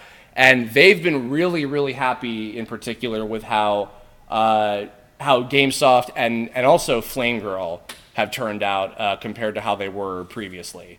You know, they think that they're two of the strongest, and I would actually agree because I think that, again, without giving too much away, knowing that trust is like the main theme of the story, now that I have a clear envisionment of that, Flamey and GameSoft are kind of really the centerpiece of that. They're kind of the best example of, like, you know, trust between the Dandy Alliance and everybody, and how that's kind of like the guiding force of the whole story and everything. So Yeah. I'm really excited to see how people respond to their characters, and I mean really all of them, and just like how this new story is going to play out, because I think it's the most human and the most relatable that I've ever done. I know a lot of people really like the sci-fi aspects and everything, and I know that some people will probably be disappointed that we're not having stuff like the forbidden power and the viruses and that kind of stuff in this version. But I think that without that stuff, this is the strongest story with these characters that we've ever had, personally. So I feel that I agree. I certainly agree. I mean, aside from that, it's like getting kind of to the heart of that focus and sort of eliminating some of what I would call artificial elements to the story. You know, the things that aren't as focused on the characters, that are focused on things rather than characters. yeah, You know, getting a bit of that out of the way and kind of zeroing in on the human element behind these characters as people and as friends brings out a lot of what I think is so good about TOME, and you know what I've learned is so good about the TOME community, and that's this sense of inclusiveness that sort of permeates the whole thing. yeah. I think that even beyond the idea of trust is another central theme to this project. There was even literally today I saw this great animation comic writer Gail Simone made this little tweet thread with writing advice to people, and there was this one thing she mentioned on the thread that I so agreed with. It was, make your story about something. A sequence of cool events is a distraction, not a story. Recognizable humanity resonates. Have a point. That has become such an incredibly important thing to me in recent years, where, you know, it's like, because when I did the show, you know, I plotted out all of the major points, like again, like Casey, I had the stuff like, you know, Softy and GC and Curb and Zeto and those kind of things. Right. Those twists were all planned from the beginning, but I didn't have exactly what I was like, what am I saying with this? Like, that wasn't in mind, and I really didn't fully understand what I was saying until the show was over. It was by the end of the show that I finally realized, oh, this is a story about trust. Like, even it comes down to, like, when it comes to at least the web series anyway, like, you know, Alpha is naive, and he lets himself be taken advantage of, which is symbolized by him, you know, being taken over by the forbidden power, Kadget. And Zeto is distrusting in that, you know, even as Curb, he doesn't ask for help from, you know, the gang. He doesn't, you know, he tries to do everything on his own, you know, with, you know, barring obviously Kizuna. You know, and it's not until they finally trust each other in the last episode and work together, even through, you know, the most trying of circumstances, where Alpha has no reason to trust Zeto whatsoever for learning what he's done, what he's been responsible for. But it's their trust that basically saves the day, more or less, by the end of that episode. So once I finally was like, oh, duh, that's what I've been fucking saying this whole time. You know, having that now, you know, it's become so valuable for, you know, writing this new story and, you know, kind of plotting out the arcs of what the characters are going to be going through. And actually, very soon I'm going to be getting back to writing again, which I'm excited about. I've mentioned before, I've written the first half of everything, so I'm getting into the second half probably very soon. But it's really exciting. There's a lot of stuff that's actually very parallel to a lot of our real life experiences. A lot of things that I think will really resonate with, at least from my interactions with the fans of the series. I think a lot of like-minded people will also hopefully get something out of this. That's really the overall point, is like, what are people going to take away from this? You know, obviously also hopefully a fun video game experience. But at the same time, you know, the story and the characters, and especially going from GC to GS, is the characters undeniably human, and that's what you're really trying to get into the stories. And like when I was helping you write a couple of scenes, it was really cool to be able to put a little bit of a personal touch in some of the scenes, to make it that much more relatable to you know, certain kinds of people. And and certain people can like, what can they walk away from with this kind of a scene, and if someone's not familiar with this kind of thing, can they learn something from this? So there's a lot going on in the writing, and I've only been able to help with a couple of scenes, but Well, I've always I know that been your sure to writing have has you changed a involved with lot. Virtually every like important GameStop scene that I've written so far. You Yeah, actually remind me. Thank you for that too. It's Of super course. cool to be able to do that, dude. You remind me, by the way, without giving too much away, but I think you'll know exactly what I'm talking about. There's a certain scene we had. There was one line we had a little. It was not one of GameStop's lines. It was somebody else's line, and it was something we were having a little trouble with on figuring out exactly what would work. Because I'll just say the scenario was something not cool was happening at the time, and so we had to come up with a character had to insult back to a person who is not being cool. But it had to be balanced out to where it's like, okay, we don't want to go for a rated M for mature level of like, whoa, kind of thing. Yeah. And Yeah, we yeah, wanted yeah. to be just like biting enough that was like, whoa, yeah, you go, kind of thing. And also have it make sense. And I workshopped it with you, with Mac. I think Ben even tossed in a couple ideas. Anna tossed in a couple ideas, and then finally, when I sat down with Matt and Pete at our last writing session, we just like, okay, let's seriously come up. What is it going to be? And we found it. It was like, yes, it's perfect.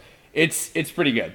I'm quite happy with that whole sequence. Have I seen the final writing for that yet? I don't think you have yet. Okay. Yeah, You gotta but show it's- me sometime soon.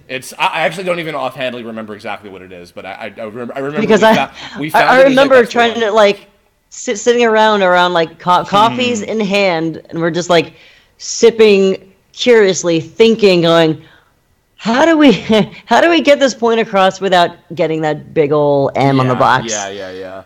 Not that I think we would over like if we went too crazy with language or whatever, but yeah, I mean we wanted to have it be. I think T is safe if you had to go anywhere. Yeah, T is totally safe, but I mean M is just like leave that on the web stuff, especially because now that I see that there's a lot of younger audiences too that are really getting into Tome. Like I see a lot of fans that are as young at the conventions too we've been to. Like there are fans as young as like 10 years old and even younger, and it's just like, whoa, you're watching this. That's insane. Do you have any idea how many random strangers I've run into lately who actually know what Tome is and keeps blowing my mind? Really? So for those who don't know, I'm very active on Quora, which is a question and answer kind of site. It's a little bit like Yahoo Answers, but maybe a little bit more, for the time being, maybe a little bit more, I don't want to say classy, but just a little more intellectually skewing kind of thing. And, I very active on the game development related topics because there's a real dearth of solid, concrete information about how to actually make a game, what it takes to make games of a certain scope, and that kind of thing. Mm-hmm. And so I've got a decent-sized following from that, and a couple of people ask me, well, when's your next cool indie game coming, Mike? I'm sure you got to be working on something. Finally, I answer them and I say, check this out. Here's the Kickstarter for Terrain of Magical Expertise. And then, these people who have been following me for a while, knowing absolutely nothing about my involvement with you on other projects, Chris, knowing absolutely nothing, they come out and say, Tome was my childhood, man. Oh my God. That's bizarre. Insane. And this guy was from like Indonesia. And I'm like, how far did this thing go? That's awesome. It's insane to me because I don't even realize that I've been in some pretty amazing things. I've been very fortunate enough, very lucky enough to have been part of some really amazing productions in my career so far. But the one that people always go, oh my God, you're in that, is Tome. And I'm like, are you kidding me? Like, not in a bad way, but they're like multi-million dollar like AAA games here. And people are like, oh yeah, that's cool. But Tome, like, oh man. Well, I think it's And also that's how you especially know. because That's how you play know a you've made main something character pretty damn in pretty This- amazing. This show and nobody I talk to about it says, "Oh, Tome, that's cool. I kind of remember that." Yeah, Every yeah, single exactly. time they're like, "Oh man, Tome," and I'm like, "Really? I didn't hear about this thing until I met Chris, and you what?"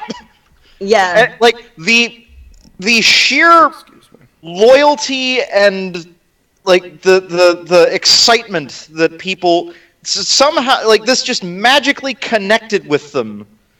I guess in a way that like I'll confess I still have to like watch a lot of the series. I'm the filthy casual in the group. When's the Blu-ray release? Oh This my is God. my admission of a guilty like plea that I've still got to catch up on a lot of the series. You know, I mainly got involved in this project because I had faith in Chris more than because of familiarity with the source material. But it is just magical to me to see the way people react to this thing, It's and just I'm terrain like, of magical to see. sure, go ahead and make fun of me while I'm complimenting the fans. No, I'm not. I'm not making fun. I'm adding. Jesus. I'm acting. I'm just giving you a hard time. Oh my I'm just God. giving you a hard time. It's cool, man. Hey, here's something. So we're down now to our last half hour. I'm gonna do one more quick little plug. 30 minutes left. If you haven't donated yet, this is your last chance. Tome RPG. All right, link to that, and I'll link to the stream again. Excuse me. Okay, excuse me. Gross. All right, so in this last half hour, let's take some questions before we get to the very end. Let's see. Blu-ray. There's no reason for us to do a Blu-ray or a DVD of Tome. It's all available for free online anyway, you know? Yeah, but it's I'm a nerd. I like that stuff. Physical copies, games soft, my bruv. Come on. You gotta put the Flash animation in 4K, I Chris. want it in 8K. Ultra HD. Yes. Yes. With 3D. Hey, Why- I'm why just is saying, the- why is I'd the like s- to be able to sit back, put the disc into my PS4, and watch the Blu-ray on my nice TV instead of hunched over on Newground. Spyro 115. Why is the sky blue? It's to match Alpha's beautiful blue eyes. Leafy Blady. What was our 150K stretch goal? I'd say we'll save that announcement for mayhaps if we get a publisher. We'll see. We have some cool things that we want to do, but it'll depend on resources. Nightfrost, what's the answer to the question of life, the universe, and everything? What is the meaning of life? This. 42. 42. Let's see. Rebecca Souter, are dragon OCs acceptable? Of course, you can have dragon people, dragon anthros like Nylok. Go for it. We are accepting. Yeah, all. dragon would dragon be so would that be a humanoid or would it be animalistic? That would be Animalistic, right? That would be Yeah, animalistic. Yeah. So does that mean that Nylok's animalistic too? Yes, he is. That's right.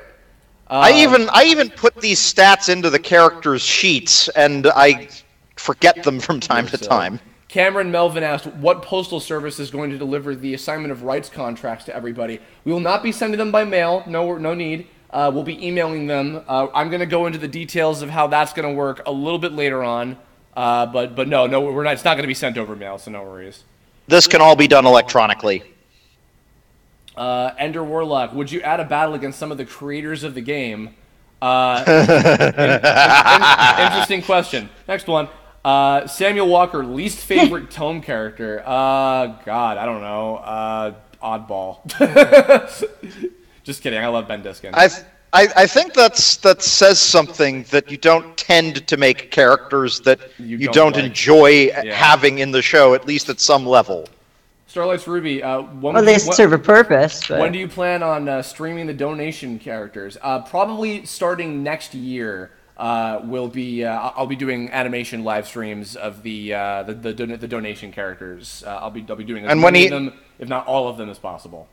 So. And when he says next year, he means 2018, not 2019. Yes, no, I mean like within the next couple months when this year is up. It's after December is over kind of thing. Yeah. Yeah, we have to manage a lot of, getting the assignment of rights contracts in and stuff. We have a nice big spreadsheet to put everybody into, and then it's just going to be the list from then on. We're also going to be a little preoccupied shifting the tech base for the game into full production mode as opposed to demo mode. Oh. There's things that we can change while it's the demo version. There's things we can't change while it's the demo version in the interest of making sure that any builds we send out to you guys are stable. Rocky the Chow asked a good question on the topic of OCs, asking about transferring the character reward rights to someone else. So to anybody out there, if you donated for any of the character background or enemy rewards or whatever, and you want to do it to give it to somebody else, you need to be the one to provide the information. But there's a thing on the contract where if you are submitting information for the likeness or the character that belongs to somebody else, you have to put a little check mark to acknowledge that you have their permission, so that we're not responsible for, say, if like, I really sincerely doubt this would ever happen, but if like, I'm going to put my friend's character in the game or whatever, and then like a year from then, you get into a fight with your friend, and you're like, I don't want you to put my character in that dumb game that you donated and gave to me as a gift or whatever, then we're not responsible for that. Not that I think that something like that would happen to begin with, but, just to cover our bases, basically. Let's see. Let me go. Oh, I missed a couple. Hold on. Let me go back. Would there be an extra boss fight against the voice actors of the game from Ashley versus the World? Probably not, but Casey, if you still want to be in the game and you haven't donated your $30 yet, you better get on that shit. Oh, wait, sorry, what? Wait, what now? Didn't you say you wanted to have a background character in the game? Oh, hell yeah. Yeah, you got a little over 20 minutes to make your donation if you haven't done it yet. Oh, okay. Okay, let me do that now. Better do that now. Shit, where am I? Add to that total, come on. Oh my god. We're up to... Hold on, man. I gotta have that little Gucci-ass, green-haired bit in the background. Dude. $110,344 we're up to right now. Rythanger joins. Right, wait, hold on. Plans for the 6-year anniversary next week. What's the minimum? Huh? What? What's the minimum for that character? 30. What's the It's 30. All right, let's do this. Do you take Walmart gift cards? No. Rythanger Jones, do we have any plans for the 6-year anniversary next week? Yes, we do. I will be talking about that at the end of the stream. Do you take Bitcoins? Huh? If you can't, Casey, if you can't afford it, then don't worry about it. I'm just fucking around. No, I can afford it. I'm just gonna find a card. Let's see. Well, Job Girl. Please, I'm a voice actor, of course. Will any TTA or TOME actor/characters be making cameos in the game? Good question. Next question. Let me see. Will there? Unfortunately, there's quite a few of these where we have to go. That's a good question. Good question. Next question. Because yeah, spoilers are not. We're not going to do spoilers. Diane Thura, will there be mini games? Possibly. Yes, we would like to have mini games, but priorities. But if I can find a way to fit a horrible rigged claw mini game, the ones where they grab a toy and drop it. Actually, it turns out. Oh, go on. If I can find a way to fit one of those in, then I'll do it, because I swore revenge on James Montagna, who I programmed a claw mini game for on Wonder Momo. Oh dear. And he could beat it every single time. I put a random delay on that thing for when it would stop moving around the conveyor belt. It was a random delay between 0 to half a second, and he could still get the collectibles every single time. You're truly a bastard, Michael. I swear to God. Starlight's Ruby asked, could we give any info on what exactly the special event, the $350 donation, folks will be getting? I'll say an example will be during parts where stuff involving the Campaign of Champions is happening. Those characters will happen to be around during that time.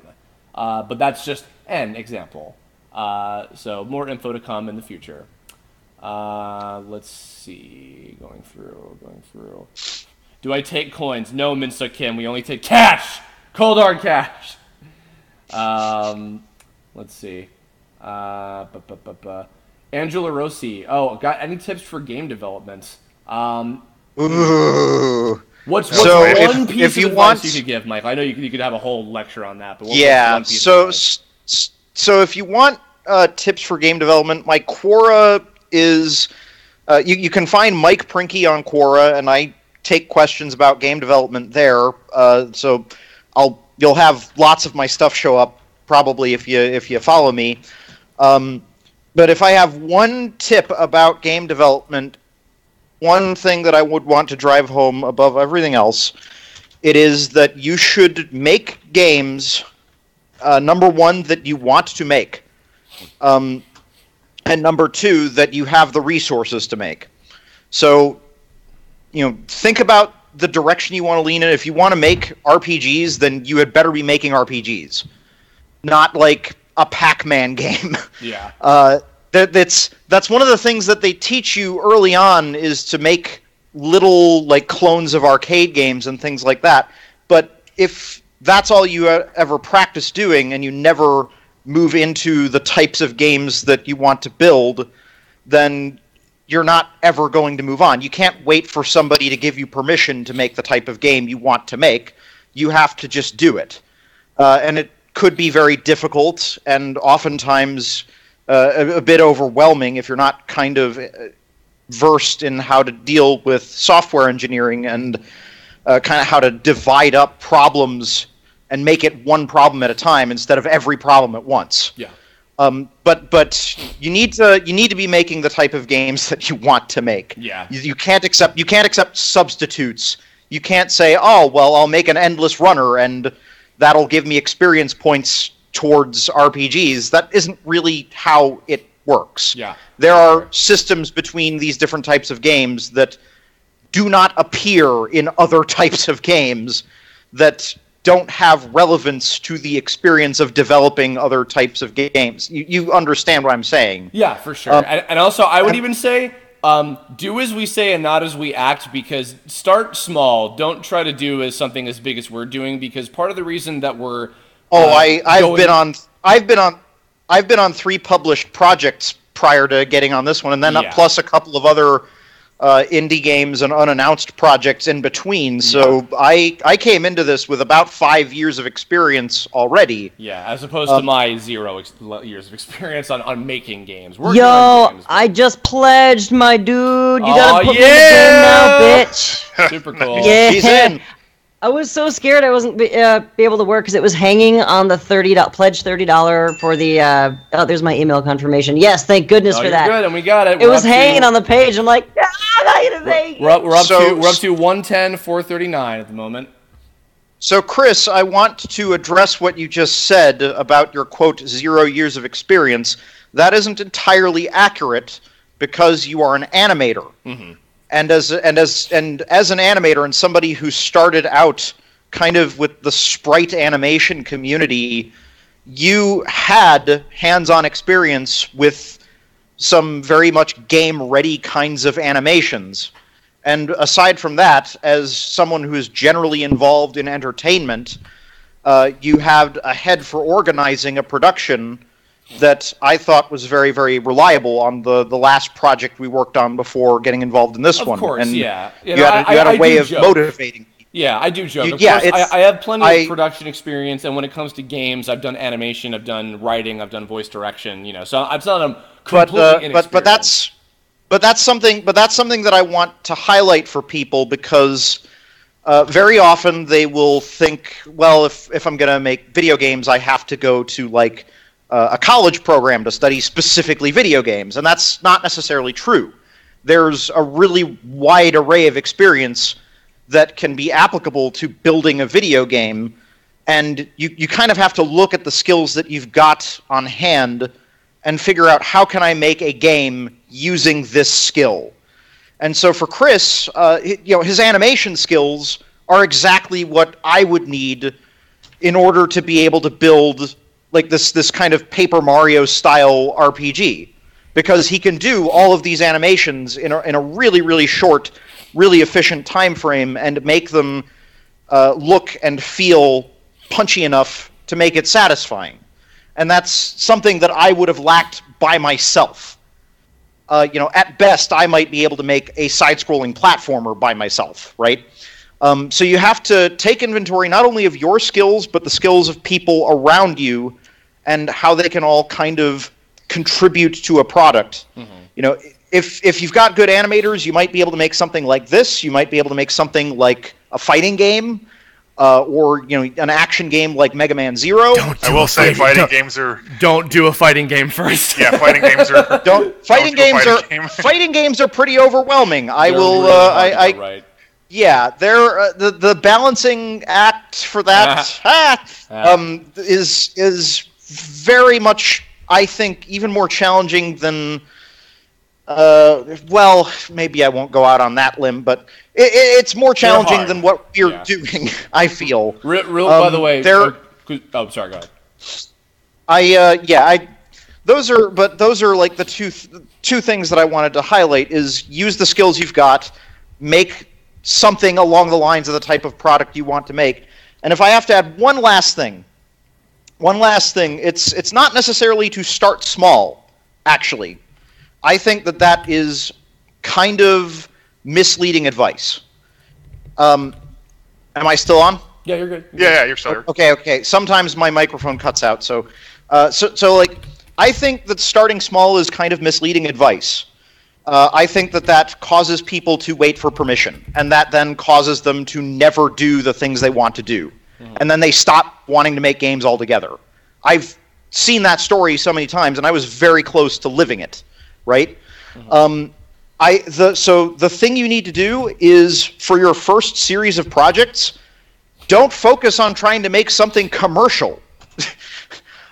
Focus on making something for the sake of making something. Focus on making something for the sake of learning how to make something.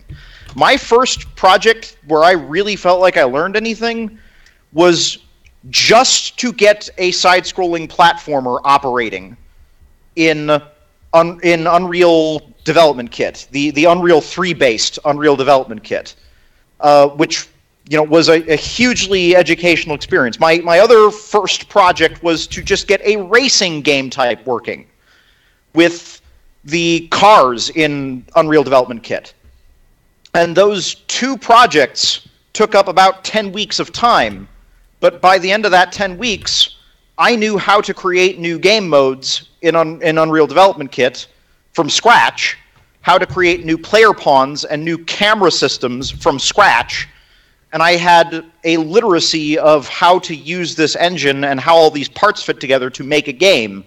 And that ended up contributing enormously to all the other projects that I did in school, and eventually, helped me launch my career. Mm-hmm. So it's like, it's not necessarily about starting small. It's about keeping a realistic perspective on what you want to achieve with those early projects.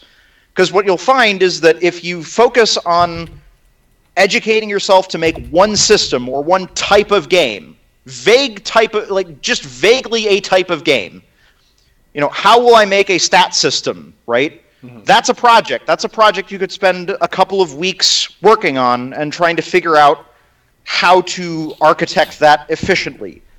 How do I make a turn-based battle system? You can make the Final Fantasy I battle system, or even something like even simpler and dumber. And that will take you a couple of weeks to do, and by the end of it, you will have learned something. I think you understand what I'm trying to say with all of this. I kind of rambling on at this point. No, this is really important. I think for anybody out there who's ever thought about wanting to make a video game, I think it's incredibly important to know a lot of this stuff coming from someone who's been there. I think that's perfectly acceptable. This is kind of the advice that I wished that somebody had given me, because when I was going through school, there was nothing. There was a lot of vague platitudes. There was a lot of game design theory kind of classes, but there wasn't a whole lot of concrete information about here's how to go about building this, and here's how to go about educating yourself, in terms of building this.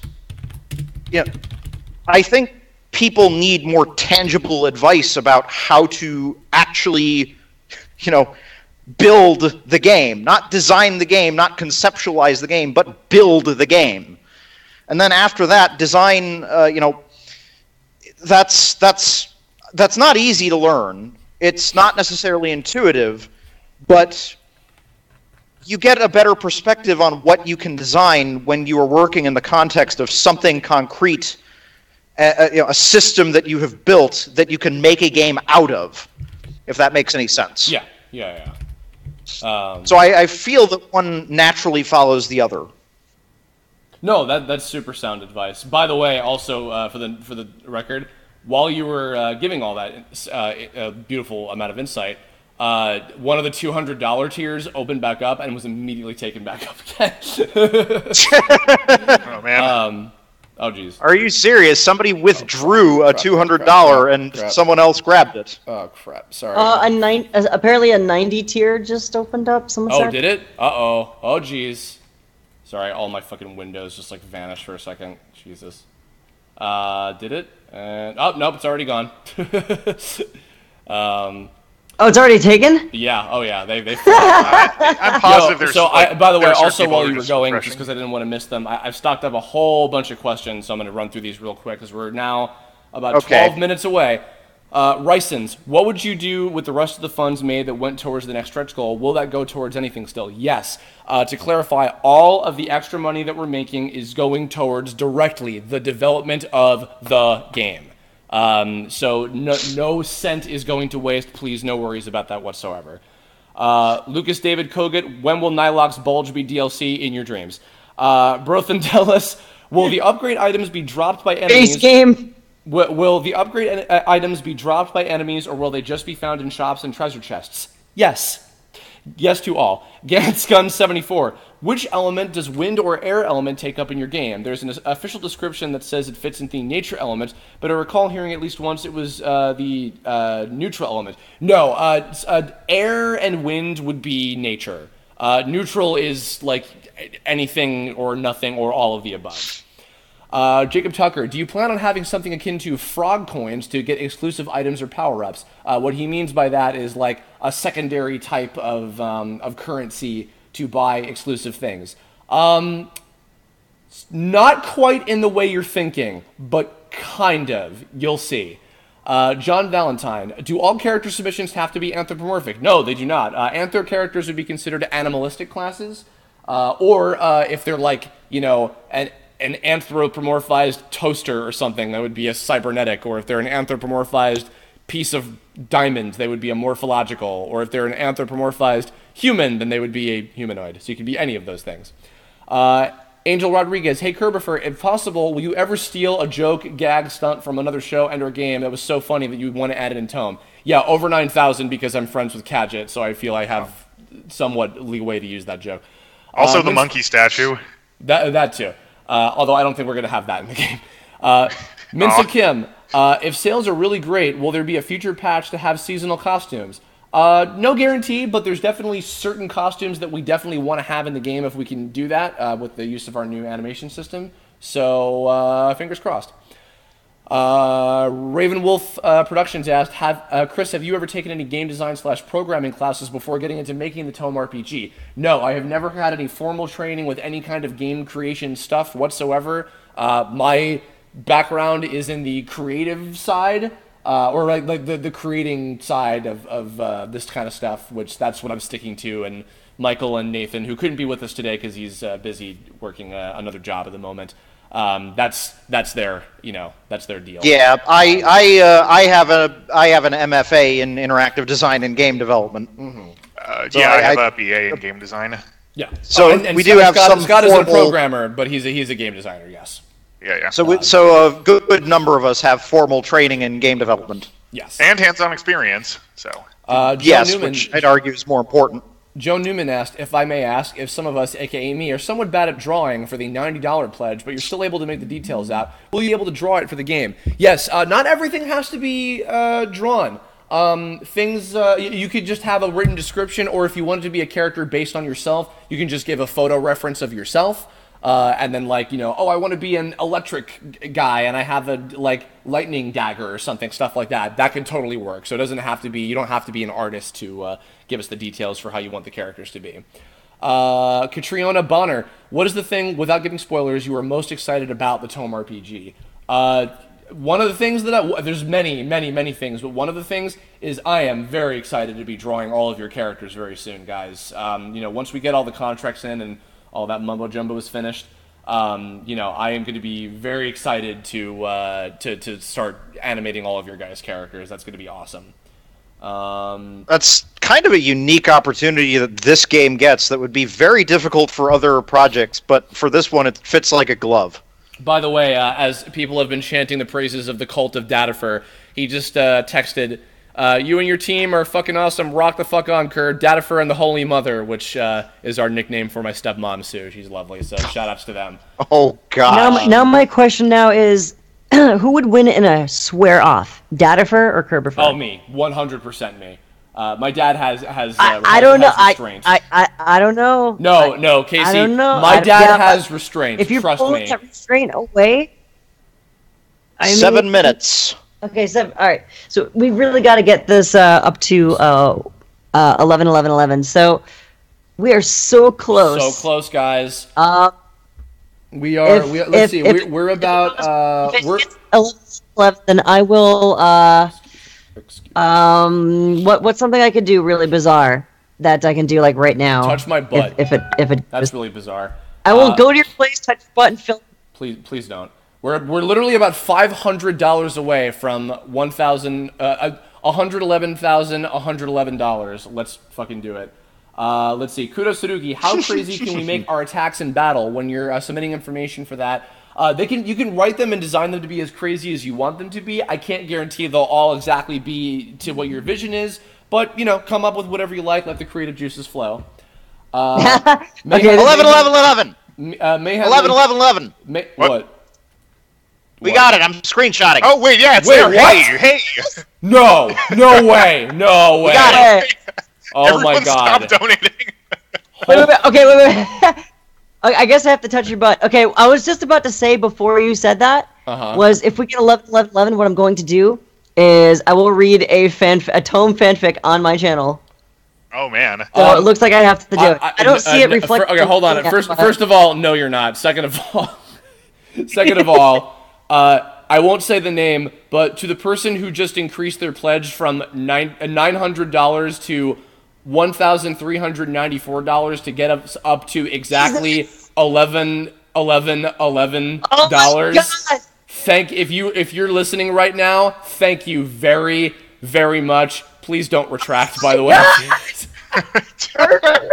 I've put the screenshot up in the chat. Thank you. Oh my, I'm tweeting that later. Let me get through a couple more. Mayhem leader, does the white hat character have a canon name, or are they just white hat in game?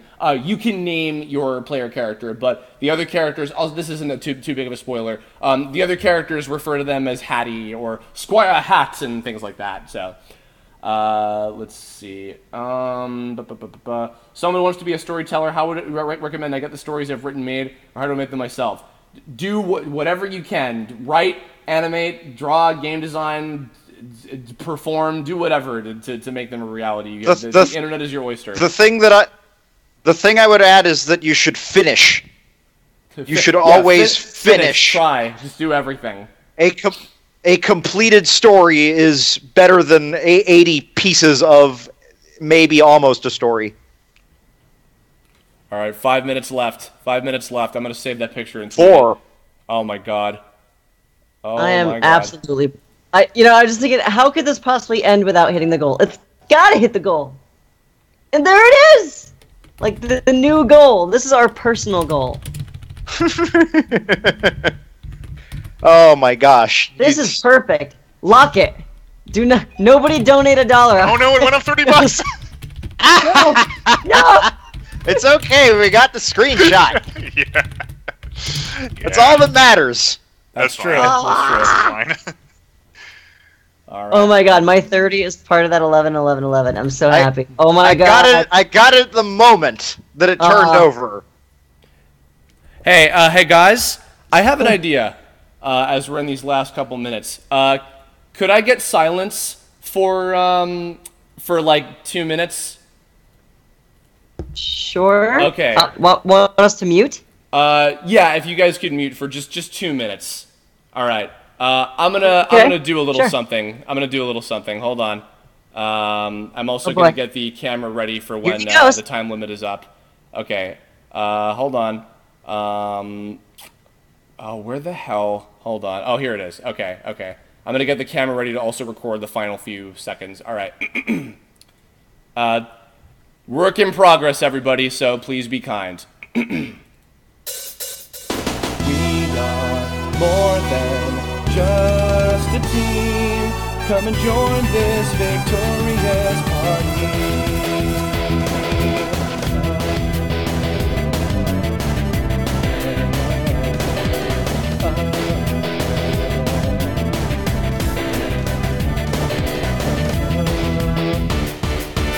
Sent from afar, each and every one a star, hidden from a different corner of the universe. So we traverse hearts of place to the place where our destinies await, overcoming every trial, no matter what it takes. Yes, now we've got to make us right, even though our goals may not be alive. No, this is not just any fight, 'cause if we want victory, we gotta unite. This is more than just a game. If you stand in our way, you got no one else to blame. 'Cause we are more than just a team. Come and join this victorious party. For together we shout as one. We won't win till we won. Because now the battle is on. There will eventually be an infinitely better version of that sung by Shady, but, there you go. That's going to be our new theme song. All right, Clap, we are clap, down. clappy, clappy, Everybody, clap. we're down to 50 seconds. I'm going to make a video of the last 10 seconds, so when I start counting down, count with me, all right, guys? Here we All are. right. Okay. Alrighty. Here we go. Oh boy. Okay, here we go. All right, hold on. I got the camera ready on my phone. I'll put this on Twitter. Here we go, Curb. Here we go. 30 seconds It's the now. moment of truth. All right, here we go, guys. Okay. Hold up. Ooh. Thank you, everybody, so much for all Look how this. close.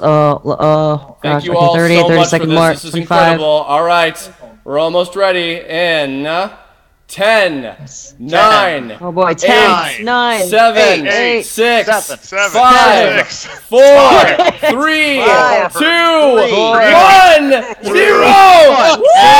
Locked in. 69. Go. We're riding this train to the terrain of magical expertise, baby. Jew! Oh, Congratulations. Enter your name. oh man. At the last second, one person chipped in $1. Oh. No. I have refreshed the page, and we have been greeted with "You did it! You and 1,590 backers brought this project to life. Time to start telling the next chapter of the story with your new Spotlight page. You can do all the following." That's okay. That's technical mumbo jumbo. Oh my God! Wow! Wow, guys. Oof. Phew. Oh my Wow. god. You did it. How does it feel? It feels. It's- It feels. It feels. So Oh. I man, I don't really have the words, to be honest. I Just start crying a lot. like because I didn't know what to expect going into this this Kickstarter campaign. I've been a part of a couple of crowdfunding projects that could have gone better in the past, and so I was when we were getting ready to launch this thing, I was kind of bracing myself and going, okay, this could go fine, or this could maybe take its time getting to the finish line, or something like that. I had an optimistic feeling, but for us to have made our goal in the first 2 days, that just floored me. And for us to have exceeded our goal by as much as we have now, to reach the point and to clarify, a lot of the people who came in and donated this were not just people referred here by Chris. I've been watching the statistics for people who've been backing this and where they've been coming from, and it seems like this project has found an audience even outside of Chris's audience, which are all you guys are wonderful people, of course, and it's like the fact that we seem to have hit a nerve is what I'm saying. The fact that we have something that people really, really want us to build, the feeling of having you guys rooting for us this much, that's something I haven't felt in a really, really long time, if not ever to quite this extent. And there's not really any words I can say to thank everybody who contributed to this project and who contributed feedback and on the demo and stuff like that. All of you guys have helped out a lot, more than you even know. We're pretty well geared up for the next entire year of development at this point. Yeah. It's kind of surreal to me that I'm going to be able to focus on this project now, and Words. Michael, did you cut out? Did I cut out? Yeah, in the middle of his speech. There we go. No, Wait, Michael, you good? sorry about that. Oh, you're good. You're yep, okay. that was my microphone crapping out, Don't like worry I about thought it. it did earlier. But Oh, Lord. Oh man. Anyway, you were saying. okay, so not only am I breaking up, but my mic was breaking up. I've got it plugged in now. It's a wireless headset, so it's like it could be good for hours, it could be good for minutes. That's you know. okay. But anyway, it's kind of surreal that I'm going to get to focus on this project now and not be splitting my attention and not be like, we've got great momentum already. Yeah. The thing that I was kind of going into this with, if the worst we did was have the demo and not much else, then the demo itself was still a substantial portion of the way through. But oh my gosh, we're going to be able to shoot so much further now. Oh my God. I'm sorry. I've been blubbering a little bit. No, but no, this is... dude. You are allowed to have a moment. Good God. We're gonna start winding things down now because I don't want to go too much further over 6. But do any of you guys have any other? Scott and Casey, do you guys have any other last things to say, real quick? I think Casey's out of the chat right now. I guess as far as things I'm going to say are, thank you all for donating. This is a really, really excellent opportunity. We're going to now, like, moving forward, I guess, just break our backs to make the best video game ever. Thank you for playing. Thank you for hopefully eventually playing too. See you in the future. Yeah. Holy crap. Oh yeah. So as we're finishing up, Amy, who actually Zero Incorporated has been actually visiting. Because she just moved to LA recently. She's gonna help me with recording this quick little video. I'm gonna put this up as a separate video tomorrow, but you'll be able to hear what I'm saying as we record it. So are you cool to do this? Okay, cool, awesome. Alrighty. So if I could get silence again for just like a minute or so, guys, I'm gonna do this really quickly. Yeah, of Sure. course. Yeah. All right, cool. Hang on. All right, you good? Okay. And 3, 2, 1.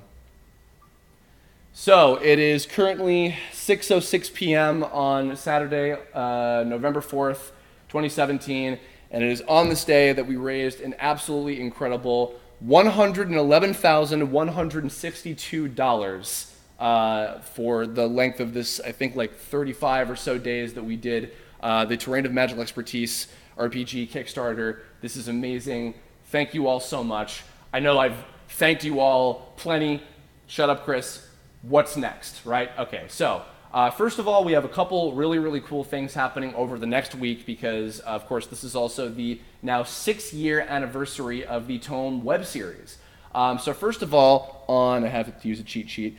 Next Tuesday, November 7th, will be the release of the TOME RPG demo soundtrack.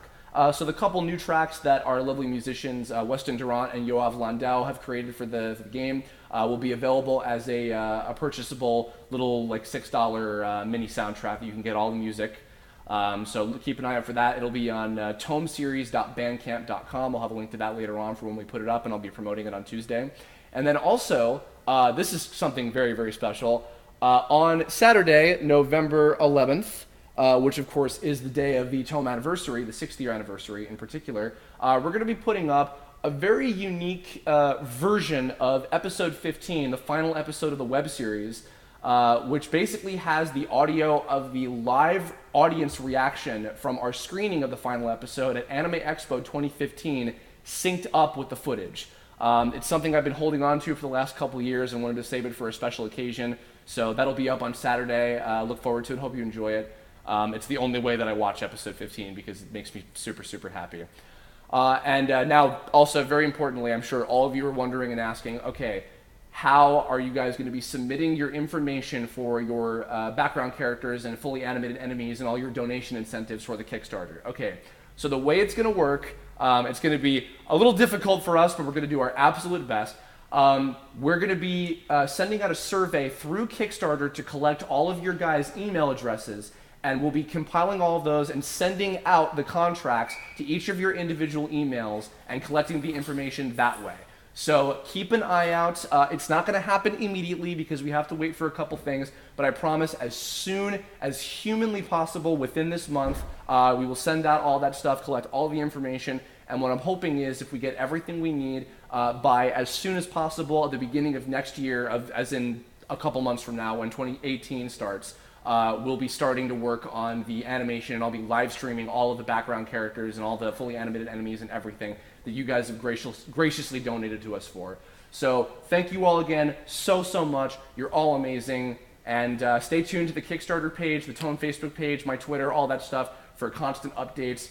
Tons of amazing stuff to share. Thank you all again, and we'll talk to you soon. Bye. Sweet. All right, guys, and on that note, we're going to bring the stream to a close. Thank you all for your incredible support. Michael, Amy, Casey, Scott, and Martin, who's not here anymore. Thank you guys for being here and taking the time to do this. This was awesome.